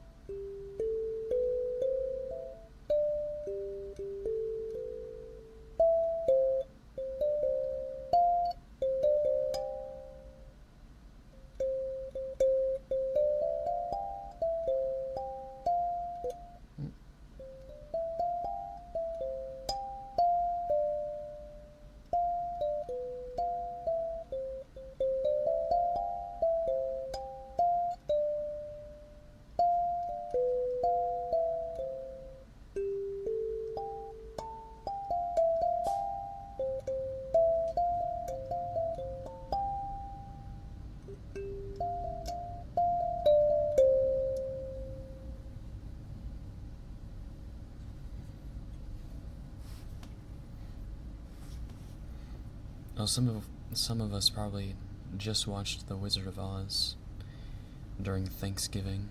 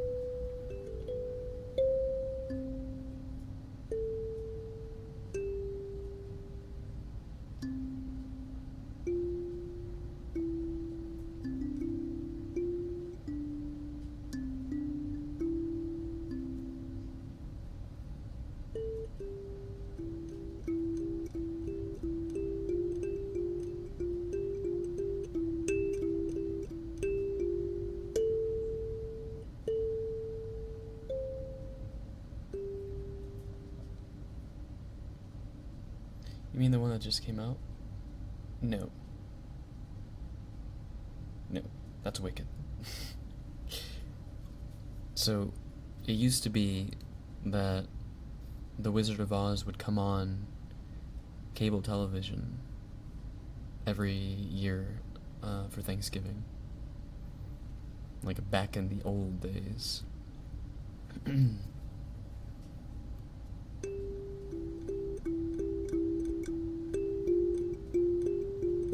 It was like Thanksgiving tradition.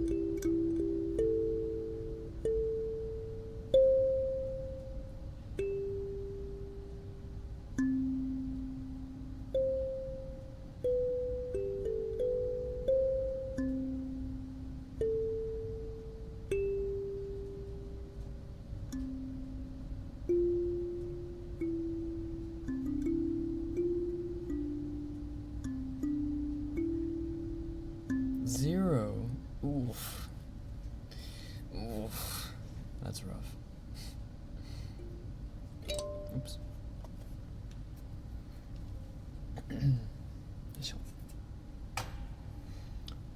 I need lotion on my hands severely. I think we're gonna do a ear massage. Ooh.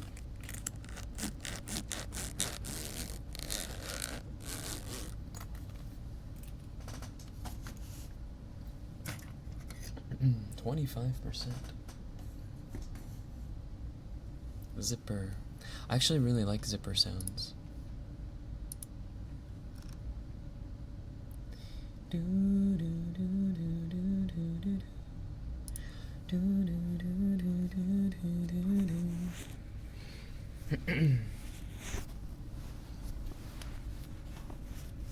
Is Nightbot a bitch?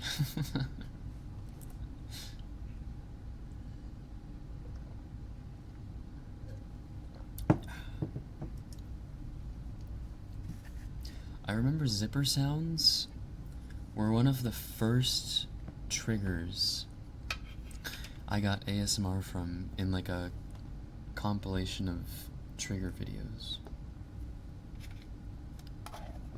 I think her name was Fast ASMR.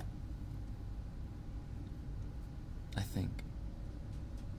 I don't watch her anymore. But she used to have videos where she would do a lot of triggers really fast. And I think I remember one of them was a zipper video.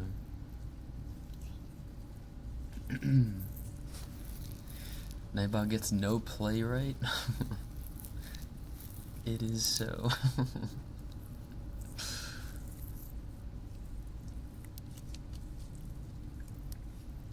8 years ago, Fast ASMR ear tears. 8 years ago was brutal. Oh my god. 8 years. Jesus Christ. Oh no.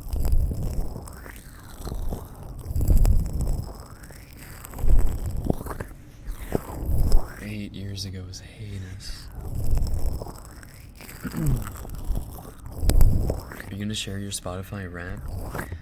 I will, but it's like, it's so bad. Because it's so heavily influenced by the Monothon. The second most listened to song I had on my top 5 was Onegai Muscle. And the only reason for that is because we listened to it over and over during calisthenics for 40 or 54 days. Onegai Muscle,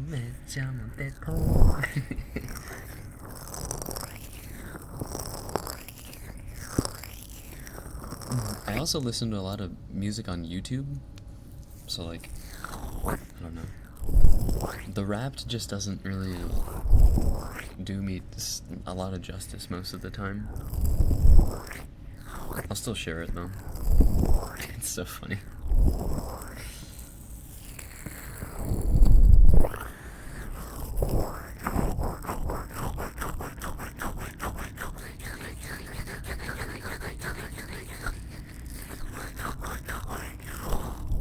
I listen to so much Suisei on YouTube.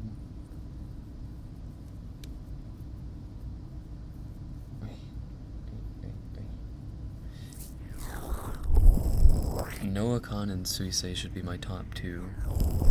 Should be.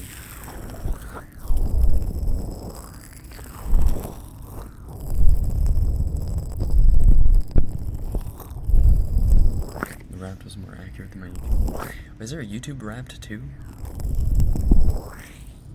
I don't think I saw it.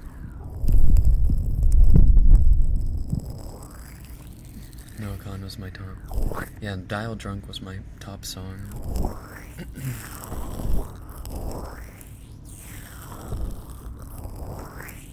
It's 2024 recap. Ah. Out with the rewinds, in with the recaps. I'm proud of all the punches that I've thrown in the name of someone else. For the shame of me, I'm drunk and alone. Traffic lights and a transmitter radio.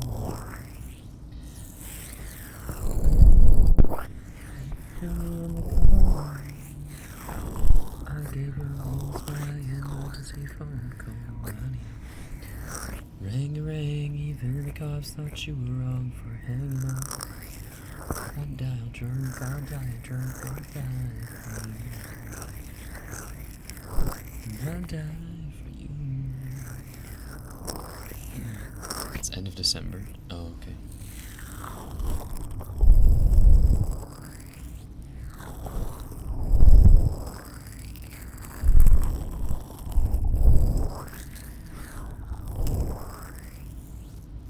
YouTube is just such a bunch of babies. I can't believe they don't do the rewind anymore. Like, the rewind used to be really cool to look forward to, and then they started selling out, right? Really, really hard. And also included a bunch of YouTubers, like, I don't know, weren't even YouTubers. And people complained about it, rightfully so, for how bad it was, and how out of touch it was. And then they're like, fine, you guys don't want it, we won't make it. Ah, that's hot. Dude, why is Will Smith always in the center of everything? Dude, he's fallen off, man. I used to like Will Smith so much. He used to be in so many of my favorite movies. Men in Black, I Am Legend, Pursuit of Happiness. Like, bro just came out with banger after banger.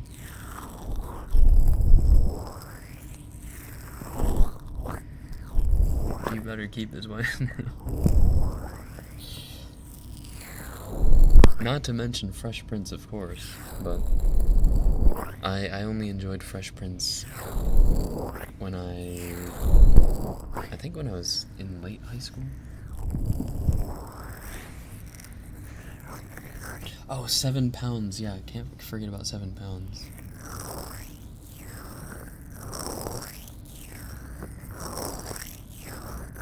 the doggy, Sam. Sam.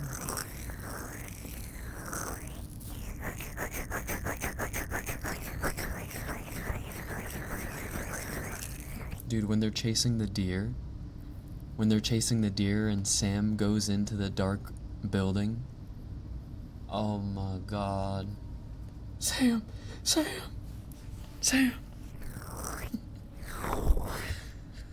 Grave, good near. Please come back.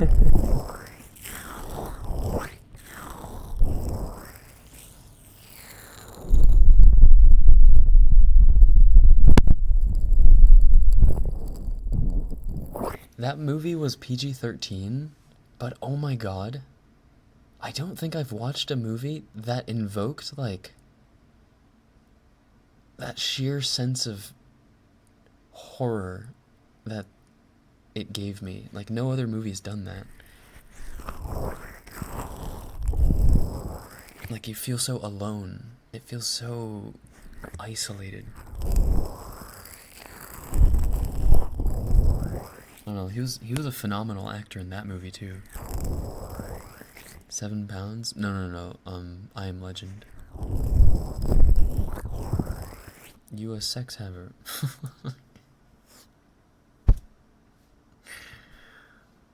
I wish. I mean, yes I am.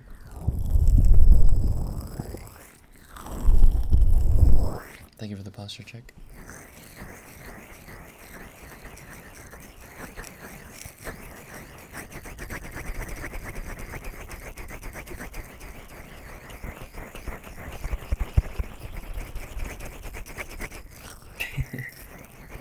Fake it till you make it. True.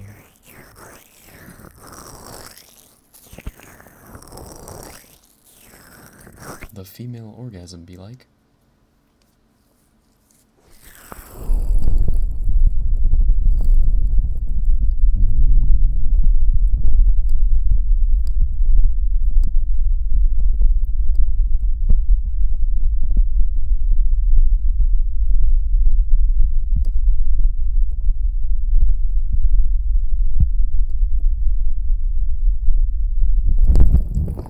They don't call him Mobo Sex Haver D Jungle Gobobo for nothing.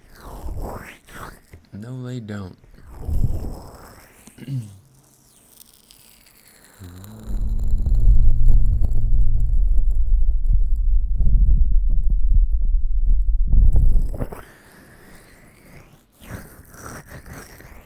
I feel like my back needs to crack. Hold on. Yup, it needed to crack.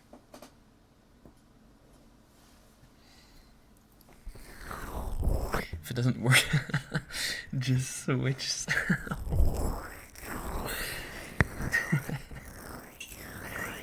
Switching sides. Yo, I'm sure there are plenty of homies out there that would be like, hey, $20 is $20.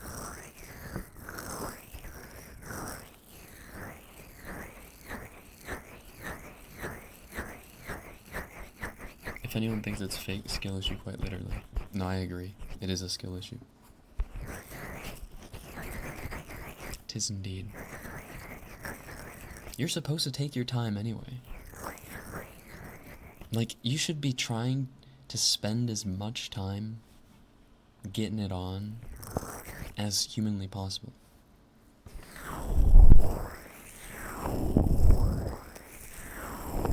Fuck sleep. You should be taking your time with it. Not just fucking thrusting it in and pumping for a minute. Robin, good night, you're welcome.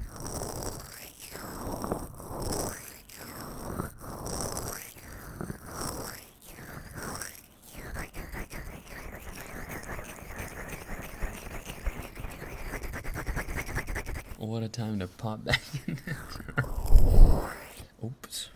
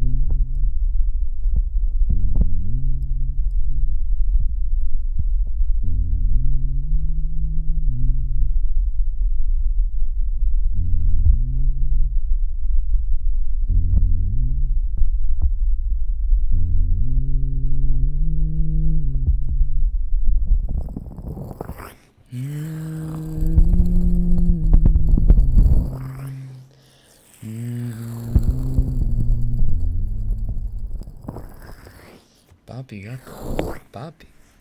Yo. Flora, can you hear me?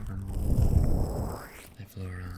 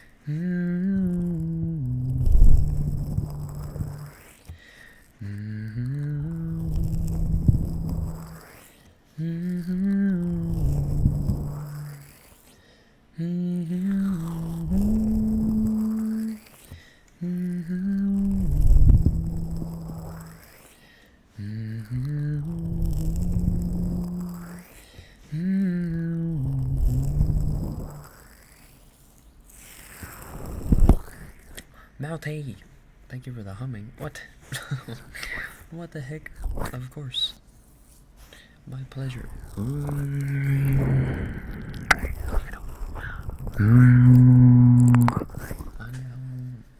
you, Malty. About time you shut up, Flora. I was wondering if you forgot how to go.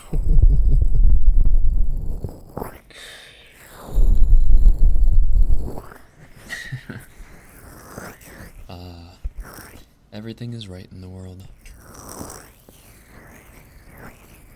Wind so strong it knocked over a large glass table in our backyard. Oh my god. Did it shatter? Or is it okay?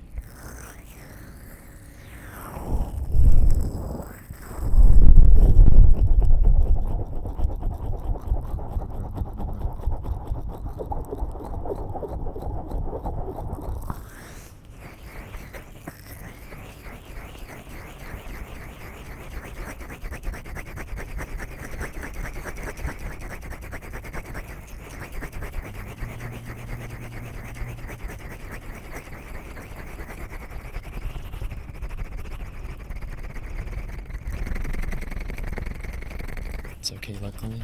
Well, that's all that matters then.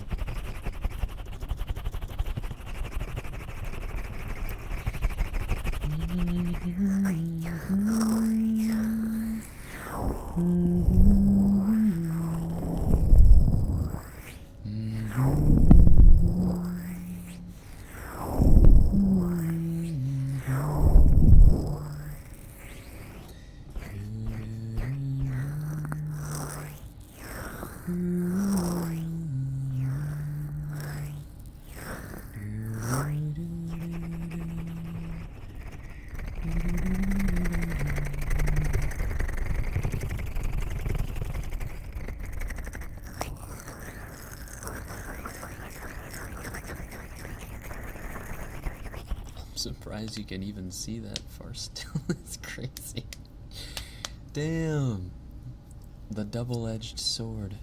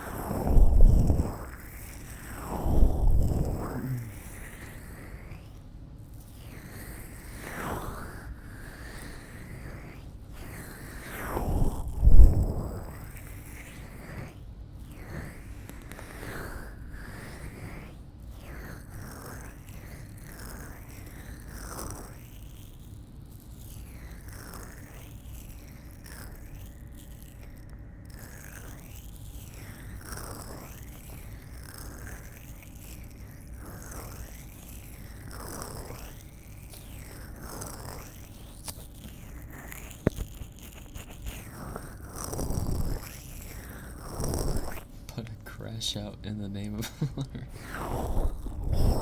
crashing out on Flora's behalf. I can't take it for him no more.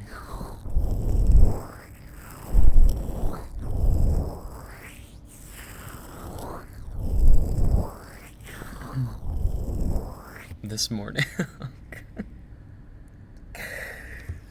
morning, when I was doing vocal warm-ups and drinking my coffee and whatnot, I played a ranked game, right? I had probably... No one was in the house, and I had that in the back of my mind. I had the absolute worst crash out I've ever had. Holy shit. I'm pretty sure my neighbors could probably hear me. There's no way they didn't. They must have thought I was beating someone in here. Oh my god. It was not a... Oh my god. No single game has made me more suicidal in my life. That shit was a nightmare. And yet, my voice stayed intact. Let's just say I was practicing for like a heavy metal cover or something. Your neighbor's thinking of a body down there. Put the league down. No, not actually suicidal. Not actually suicidal.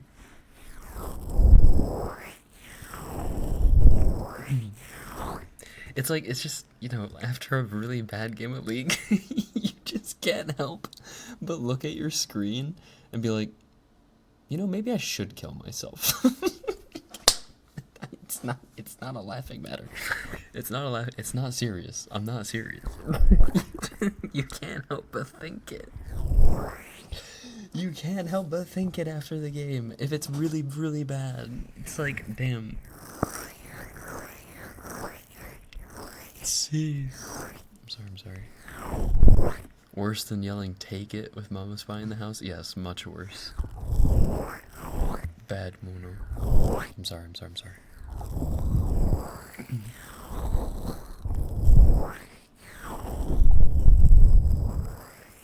Boiling. Like, you don't know. You like look at your monitor, it's too expensive to break. You look at your keyboard, too expensive to break. You look at your mouse, too expensive to break.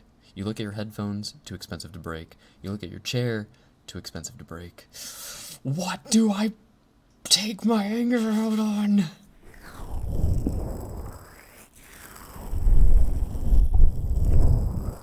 Try uninstalling. But I have to get to Masters.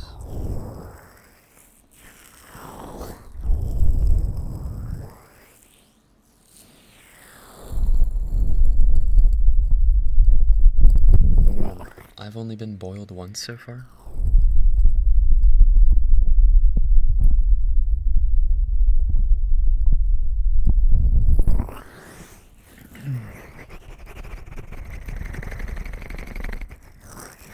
Has someone gone to a rage room? No, I would love to. I would absolutely love to go to a rage room.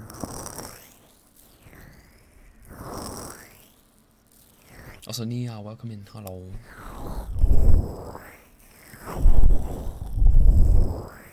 Life after uninstalling. One day, I will. One day I will be cured. I uninstalled Genshin. I uninstalled Star Rail. I will be cured eventually. I threw my mouse and it ricocheted and broke my mod. Oh no. That's rough. Need a punching bag. I do! I need one of those hanging punching bags or something. I really do. You're right.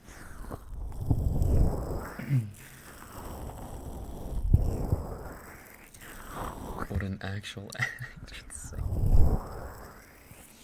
I think a rage room is much needed. I don't know. One day, never.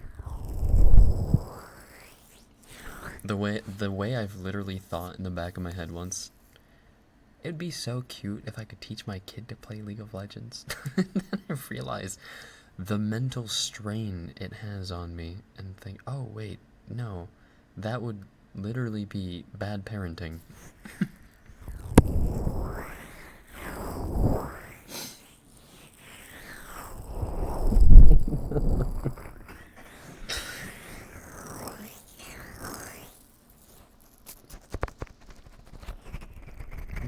No.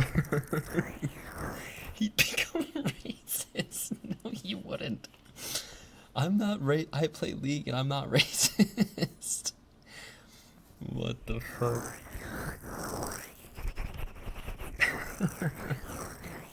That's Tarkov.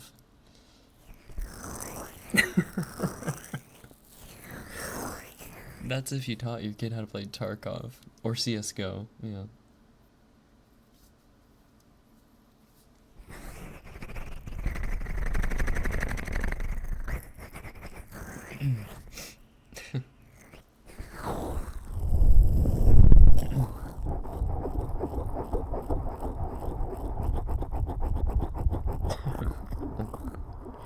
My friends tried to get me into Tarkov once.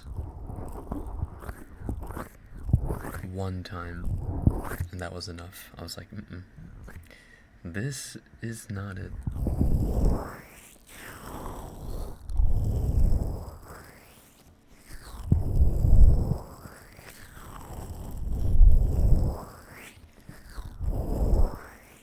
I had a friend group who used to be really into those survival shooters.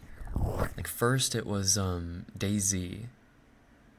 First it was DayZ, then it was Rust. Then oh. Okay.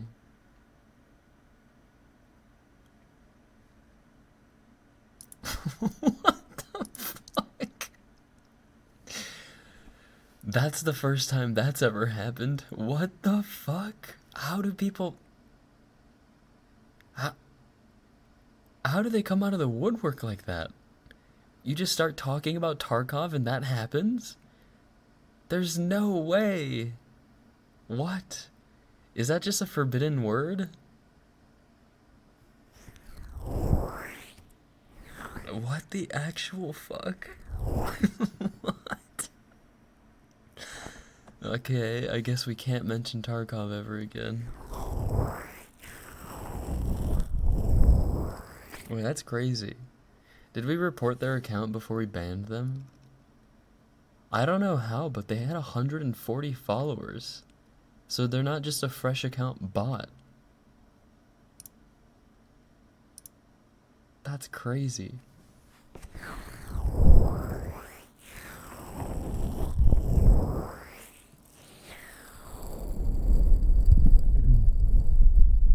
Get him, Hills. Also, Hills, sorry you had to come out of your lurk.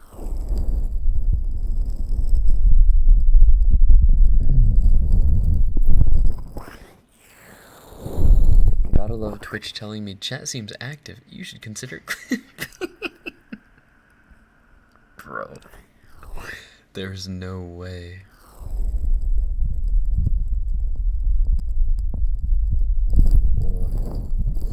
Let's see, I was actually typing anyway to tell my CSGO experience. You have CSGO experience? What? Hills CSGO lore? What was I saying though? After DayZ, Rust, my friends tried to get me to play Tarkov, and then Scum. There was a shooter called Scum that lasted for like 3 days.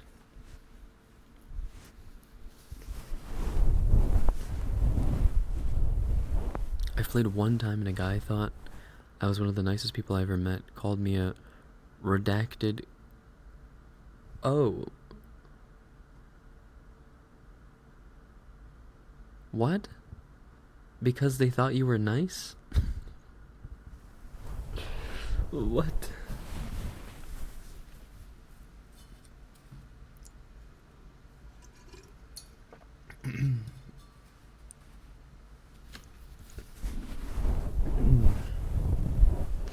You thought he was nice. Oh, you thought he was nice. Oh, I see. Damn. That is unfortunate. It took one time. Wait, was this a person you played with on call? Like, or does CSGO have voice chat? I don't actually know.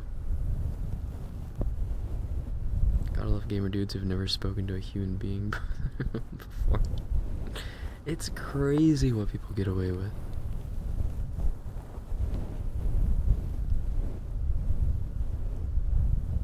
It's the gamer version. If he's mean to the waiter, leave him. Oh, true. Honestly, true. If you're just a dick randomly in voice call to people, I don't know. Red flag. Just like out of nowhere.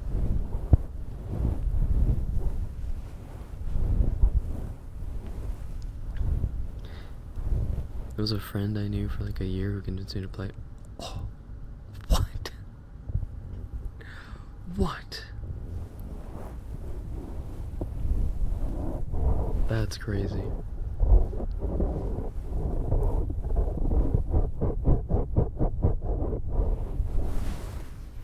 That's way worse. Like what? That's insane. Joking about crashing out and stuff, but that's actually crashing out. Hello? How do you lose your mind like that? Hello, Tokai, hello. Welcome in. Good evening.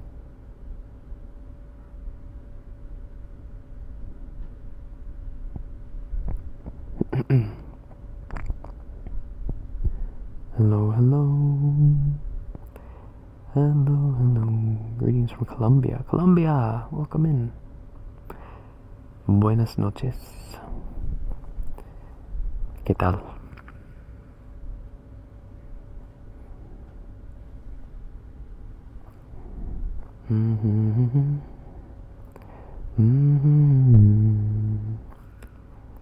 Very good, and you? Bien, gracias. Bien, bien, bien, bien.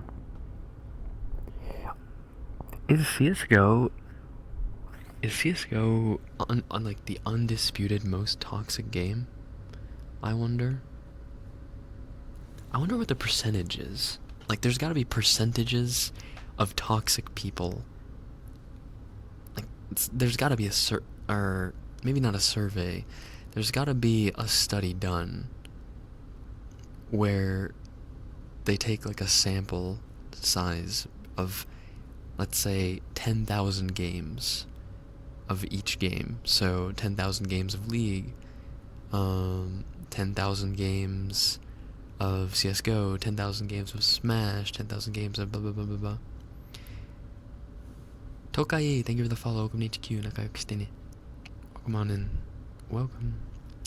It's tied with League and Rainbow Six. Here's the thing.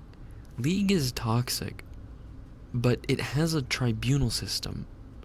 So even if someone does say something toxic, it just gets automatically censored now, or banned.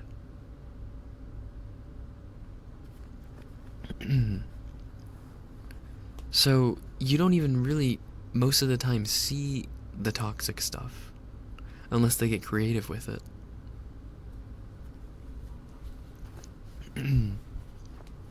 Played CSGO, but I only played with these two friends in private maps. It was super fun. I've only played CSGO like one time, and then I played Gary's mod, which was based off of the Counter-Strike maps and stuff. Gary's mod was fun.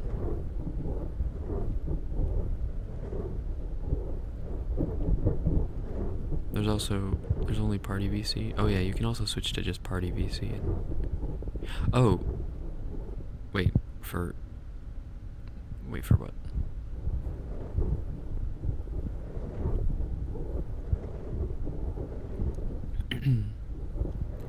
CS2, League of Legends, Call of Duty, Dota 2, Valorant, Rust. Rust can be pretty toxic. Miss playing Gary's mod. Me too. I was never really able to fully enjoy Gary's mod though, because all my friends had gaming computers and I had a MacBook, and running Counter-Strike and Counter-Strike assets on like a MacBook was impossible. You wouldn't be able to load basically any of the maps. And I had a trackball, which means I didn't have the middle mouse button. So I couldn't easily swap between weapons and stuff, and I had a hard time playing Gary's mod with my friends, even though I like tried and it was fun. The struggle was real. Same here. Oh really? There's a macaroon shop where I work that's doing a collab with PUBG. What? PUBG X macaroon? Imagine if League had Team VC like Valo. If League had Team VC, I think it would be much more civil. I'm not gonna lie. Genuinely, I think it would be more civil. I might be proven wrong. I think people would be more chill. Wizard 101, Pirate 101. Yes, the MacBook burning your thighs. Dude, that shit was unbearable. And then every time it was burning your thighs, okay, if you're a guy and you had a MacBook and it was burning your thighs, there were also these rumors that it would cook your testicles. Like the radiation from your laptop would cook your testes, and so you would always be like, "Oh shit, it's cooking me! It's cooking me! I gotta put it on the desk." Like you would panic because you'd be in the middle of gaming and then you wouldn't realize until it was super super hot. That was a rumor? Yes. No, you didn't hear about this? I heard about it all the fucking time. Like, don't put Apple Electronics by your head or your crotch. You'll get cancer. Apparently it was proven fake, and there's no radiation that actually comes off of Apple's electronics, and that you will not get cancer from it. But I don't know. I still try not to sleep with the phone right by my head or whatever. I've been a lurker until now to say, what? It's crazy. Really? Hi, Sunny Side Up. Welcome in. Thanks for popping out of chat to make your exclamation. Bring some new meaning to the phrase, who let bro cook? Who let it happen? Oh. Hello, hello. Apparently, the heat kills the swimmers, not radiation. Right. But heat does decrease sperm count, right? Because they say that about hot tubs. Oh, yes. But I guess they do respawn, so... They respawn, so it's all Gucci.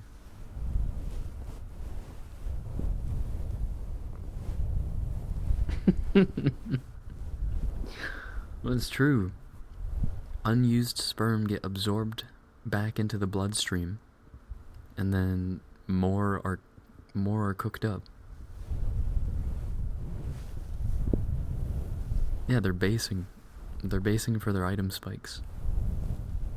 They're low HP.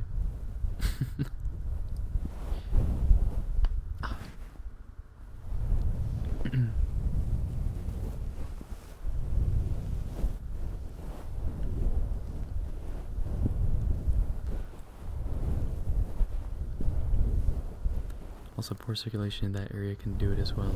Yeah.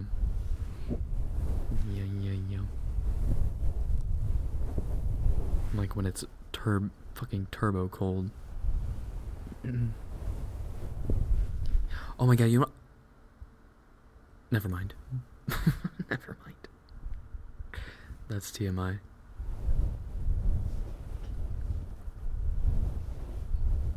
Say it. Nah, that's TMI.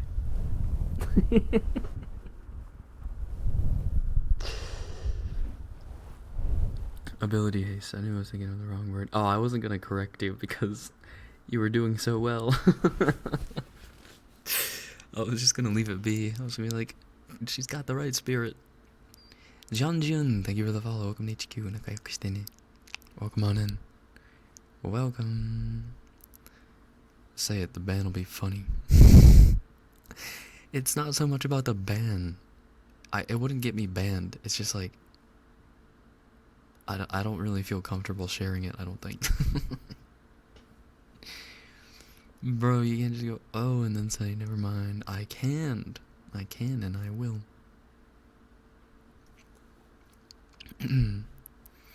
We would see him in a different way, forever. You might. It's possible. You can't say it. No. Maybe one day.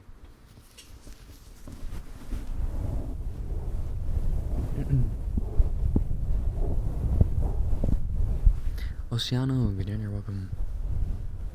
Ollie. Ollie. Hello.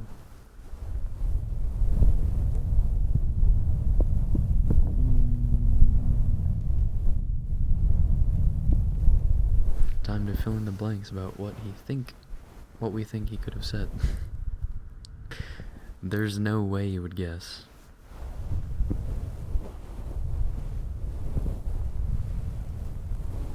It's already a VTuber, not sure how much lower he could go.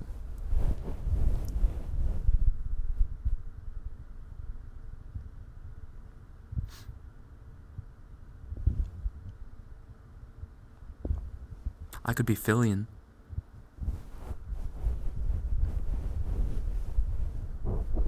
Catching strays. True.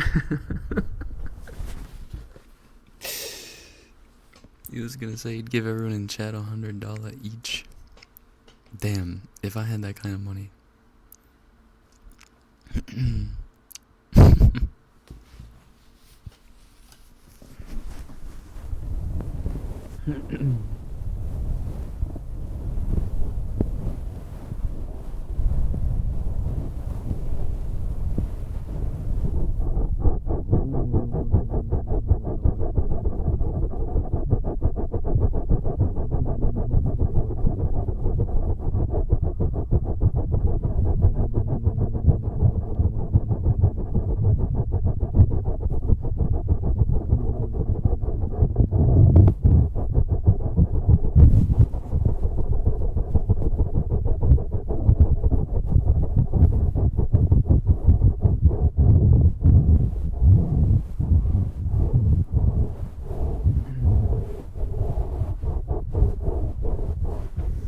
Okay. Maybe I can say it kind of discreetly. No. Well, why are you talking yourself into sharing this? You're right, I shouldn't.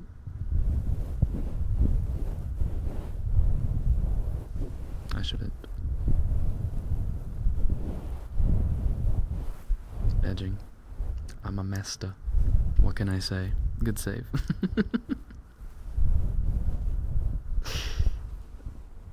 Ah.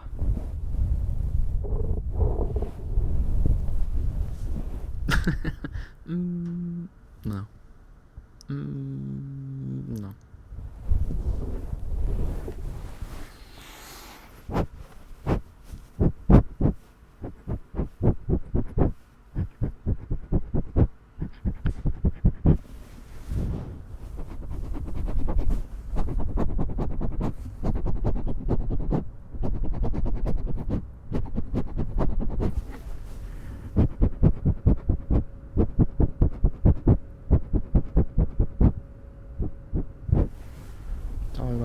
brat. You're not really a brat because you edge people. Brats are meant to be edged. They're the ones that are supposed to get a taste of their own medicine. It's okay, you'll probably say a bunch of out-of-pocket stuff tomorrow night. Oh, true. Probably. House touring was fun today. I'm looking for a bigger place. Oh, nice. Nice, nice, nice. What are you looking at right now? Like, what kinds of houses? Headed to bed. Night night, everyone. Night night, heels. Night night.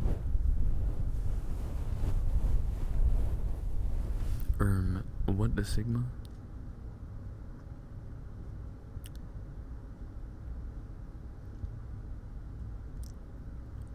I like that I can basically do Patrick Bateman's voice, or face.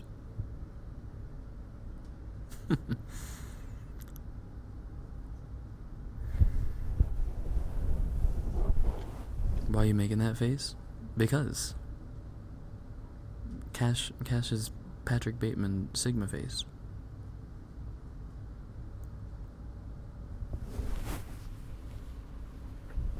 That one. You know what's really cool? Oh my god, this is so random.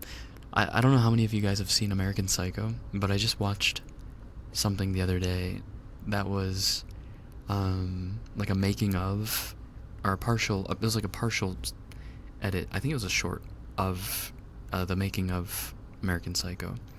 But in the scene where Willem Dafoe's character, the PI, where he comes to Patrick Bateman's office and he does like a little interview or interrogation, they actually film Willem Dafoe three different times, and splice and edit those 3 different takes into that one scene. And in those 3 takes, the director tells him, in the first take, you're going to be oblivious. You're going to pretend like Patrick is innocent and all you're doing is asking him questions. In the second take, you're going to be suspicious. You're going to be on guard. You're not going to know anything for sure, but you're going to be suspicious. In the third take, you're going to know, like you know in your mannerisms that he is guilty.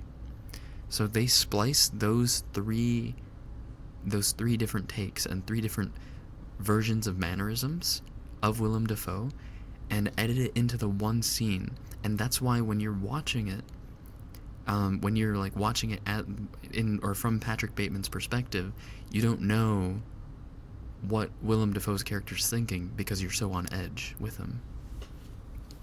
Yeah, it's really cool. That's like a really, really sick nod to how editing can really change how a film pans out. Anyway, had to nerd out for a second. That movie's fantastic, yeah. It's a good movie.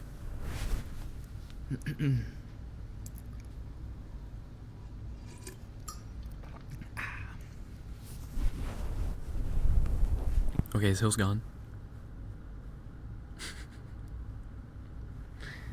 Did Hills disappear?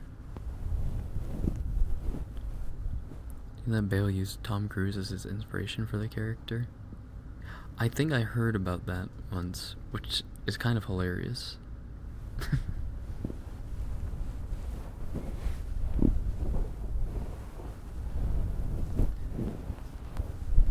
I think so.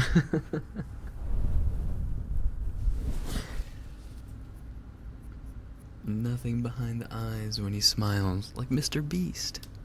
Dude, Mr. Beast's fall off is one to be studied. Holy shit. Dude, like, flipped 180 so fast. KV, good evening, welcome. It, like, literally looks...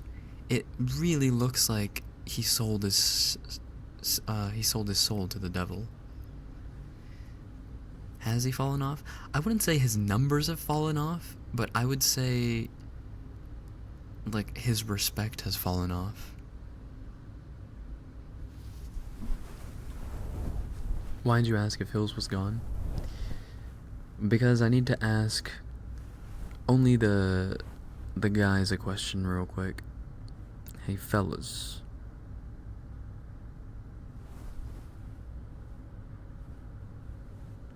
Fellas, come out of the woodwork real quick.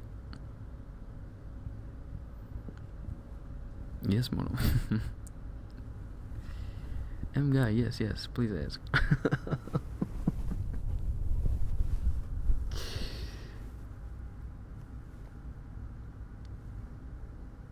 Okay, be real for a second. When's the last time you measured yourself? Pico, good night, you're welcome.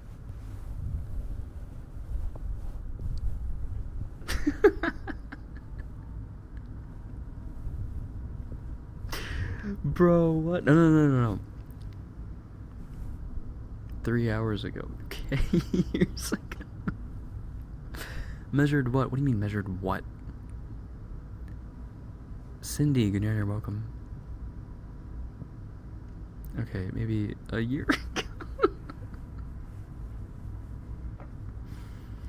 Okay, it was the same for me. Am I gonna get new information on, like,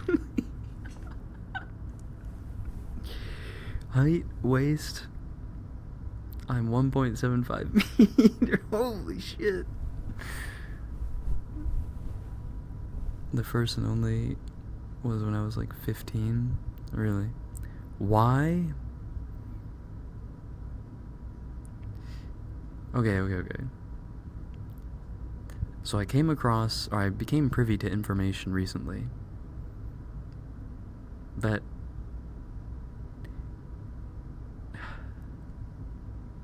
if you have a curve, you're supposed to measure with something that bends or is soft, not a hard straight ruler, right? Because otherwise the measurement is inaccurate.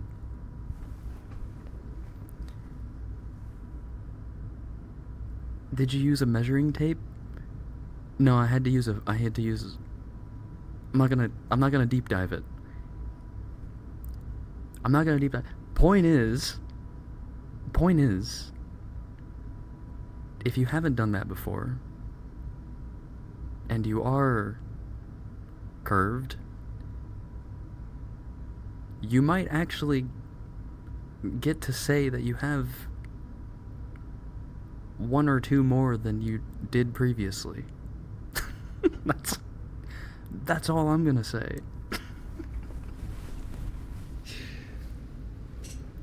There is no point if it's curved, though. What the fuck you mean there is no point?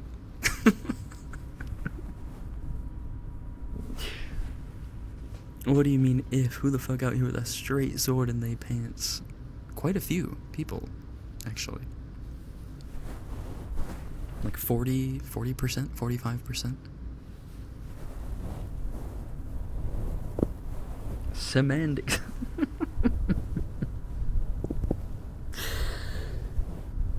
Curved which way? Which way is crazy. It's less than 50? Yes. Where do you know these numbers from? Well, okay, so I fell down a rabbit hole because there was a tweet. I came across a tweet. There was a post that was like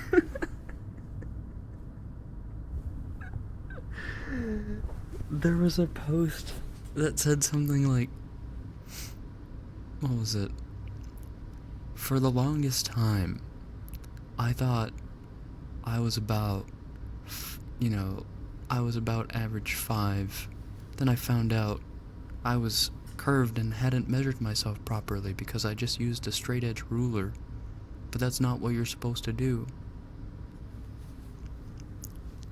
And so I went and did some research.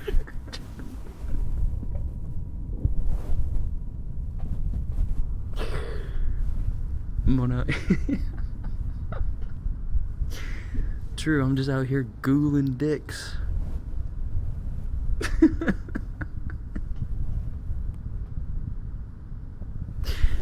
A message. I just got a message from that says she got DMs saying don't come back to Mona's chat. Who are the fucking snitches? Who the hell's snitching? I came at a weird time. Always coming at weird times. And that's what makes life exciting, isn't it? Hi, Legend. Shinsui, thank you for the follow. Welcome to HQ Nakakustini. Welcome on in. I did it once and had to use the only thing I had on me, which was a revolver, which I knew had a 6-inch barrel. But this new info changes everything and forces me to follow. Okay. If you don't have a fabric ruler,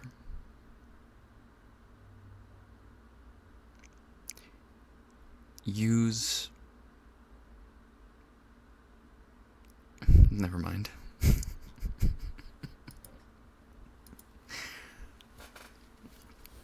Never mind.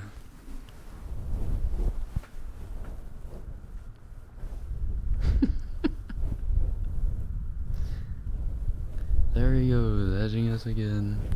Sorry. You can figure it out. It's not that hard to figure out. What was he gonna say? I don't go out with a fabric ruler on me all the time. I have it now. Oh well, good. You can put it to good use. I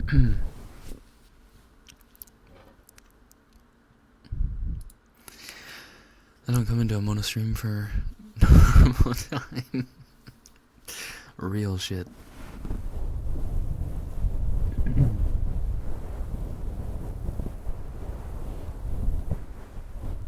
Sewing kits are like $5 and include measuring tape usually. Yeah, you can just use that too. You was gonna say your phone? No! Because that's misleading too. Because it's a straight edge. Don't use your phone. It nerfs you. Just trust me. Morning, Haku. Good morning.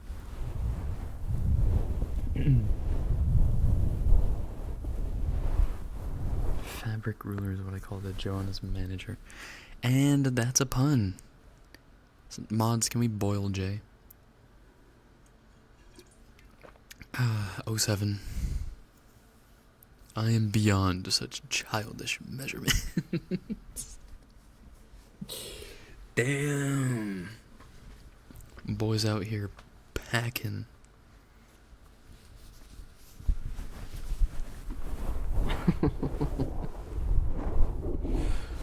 Boil? Yes.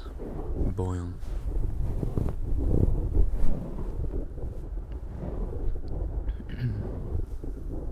Oh 07 Jaybird.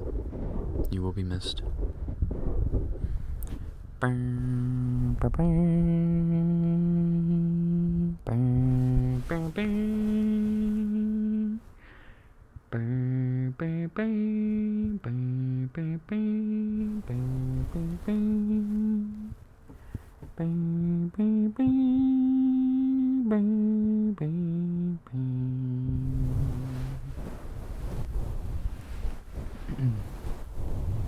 Measure out a piece of paper, mark the inches, then lay the paper on your dog. Boom.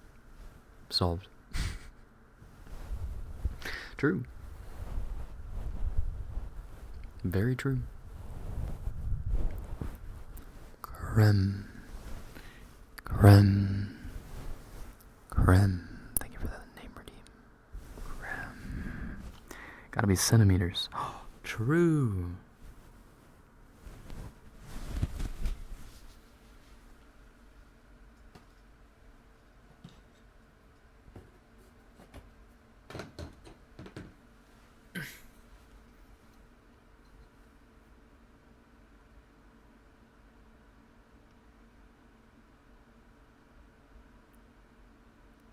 What?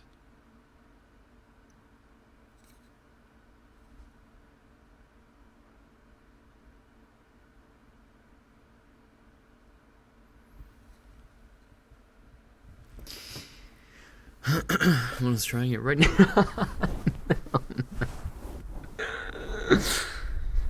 Moni. Moni. Moni. Thank you for the name, redeem. Moni. Careful with the paper cuts. I guess you could use tissue. Just don't let it crumple. フローラ、日本語のスタングありがとう。サンキュー。フローラ。フローラ。フローラ。名前のリリーもありがとう。フローラ。ちょっと暴れちゃったね、みんな。ノーバ。ノーバ。ノーバ。名前のリリーもありがとう。ノーバ。ミッシー。ミッシー。ミッシー。名前のリリーもありがとう。ミッシー。マリリア。マリリア。マリリア。名前のリリーもありがとう。マリリア。クライド。クライド。クライド。名前のリリーもありがとう。クライド。アティカ。アティカ。アティカ。名前のリリーもありがとう。アティカ。カジーズ。カジーズ。カジーズ。名前のリリーもありがとう。カジーズ。メガ。メガ。メガ。名前のリリーもありがとう。メガ。ウィーボ。ウィーボ。ウィーボ。名前のリリーもありがとう。ウィーボ。これで終わりかな？これで終わりかな？ 3 時間も経っちゃったね。I've already gone 3 hours, holy. What am I getting bogged for? What have I done?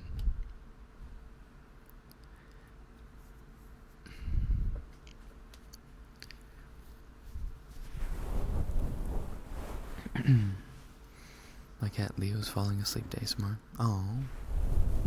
I used to have a cat named Leo.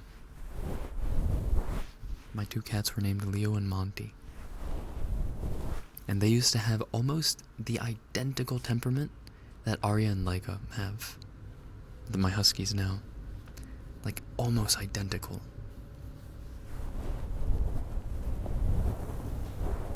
Edging and curved. They had curved swords. Curved swords.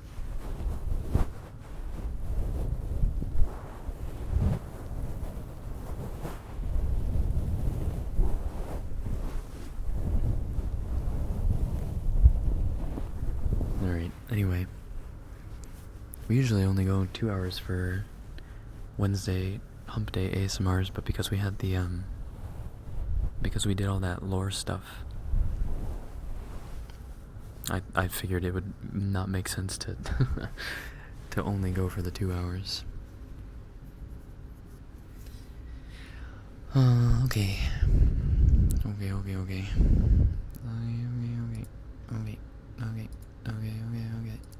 Guys, before you go anywhere, please, can you do me a favor?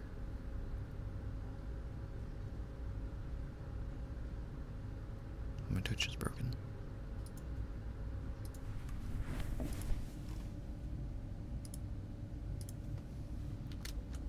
Can you do me a favor? You like and retweet that? Please. Give me a little clout help. Por favor. Little algorithm push. Go like and retweet Peak Comedy Room. Tonight's video consisted of 30% ASMR, 60% yapping. My bad. The Heimer voice. Well, it's okay, right? It sounds a little like Heimer. Right? A little bit? I would say it's okay.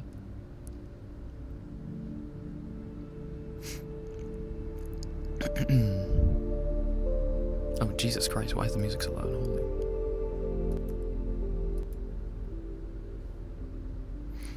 I need to watch Arcane. You do! You really do. I feel like you would get so much art inspiration. Oh my god. Mel is literally, like, one of the most gorgeous characters ever put to screen. Like, not just animation, just to screen.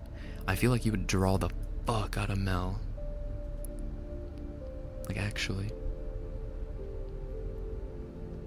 All in favor of Joe getting obsessed with Arcane and giving us a bunch of Mel Medarda art. Me. Next time we do Forcific, I gotta summon the Monodinger. The Monodinger.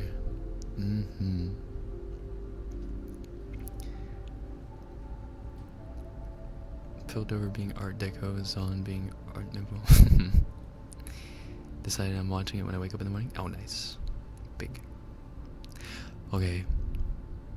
I'm just gonna wrap stream tonight. I'm not sending you guys anywhere. Not in this state. We addressed the trans cutie that's Lest, the cat girl from season 2.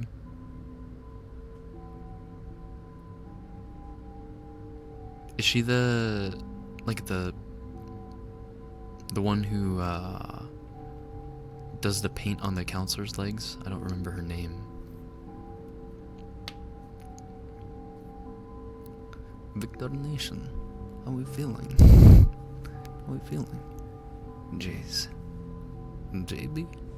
JB not. How can the streamer live length? What?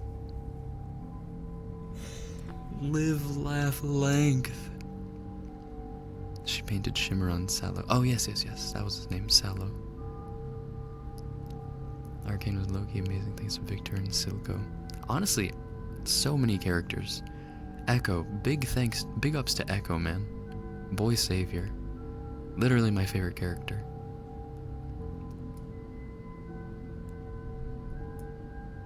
The Dark Knight.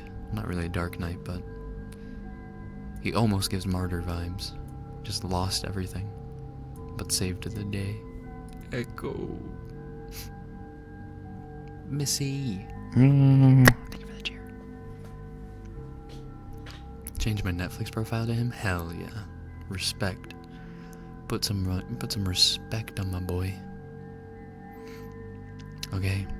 I will see you guys tomorrow for a little bit of painting in the morning. I hope.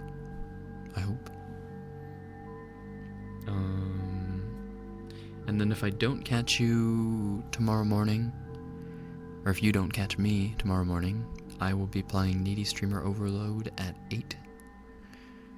If you don't know my schedule, it is always posted in the Discord, so check out our Discord, linked by Atika just now. We have some cool beans in there. So come hang out with some cool beans. If you guys are going to sleep soon, sleep well, sleep tight, don't let the bed bugs bite. If you are on the opposite side of the world and you're just getting started with your day, I hope you have a good rest of your day. I watch Arcane after stream tomorrow. Okay. Good night, everybody. Sleep well. Sleep well. Good night. Good night. Bye bye. Good night.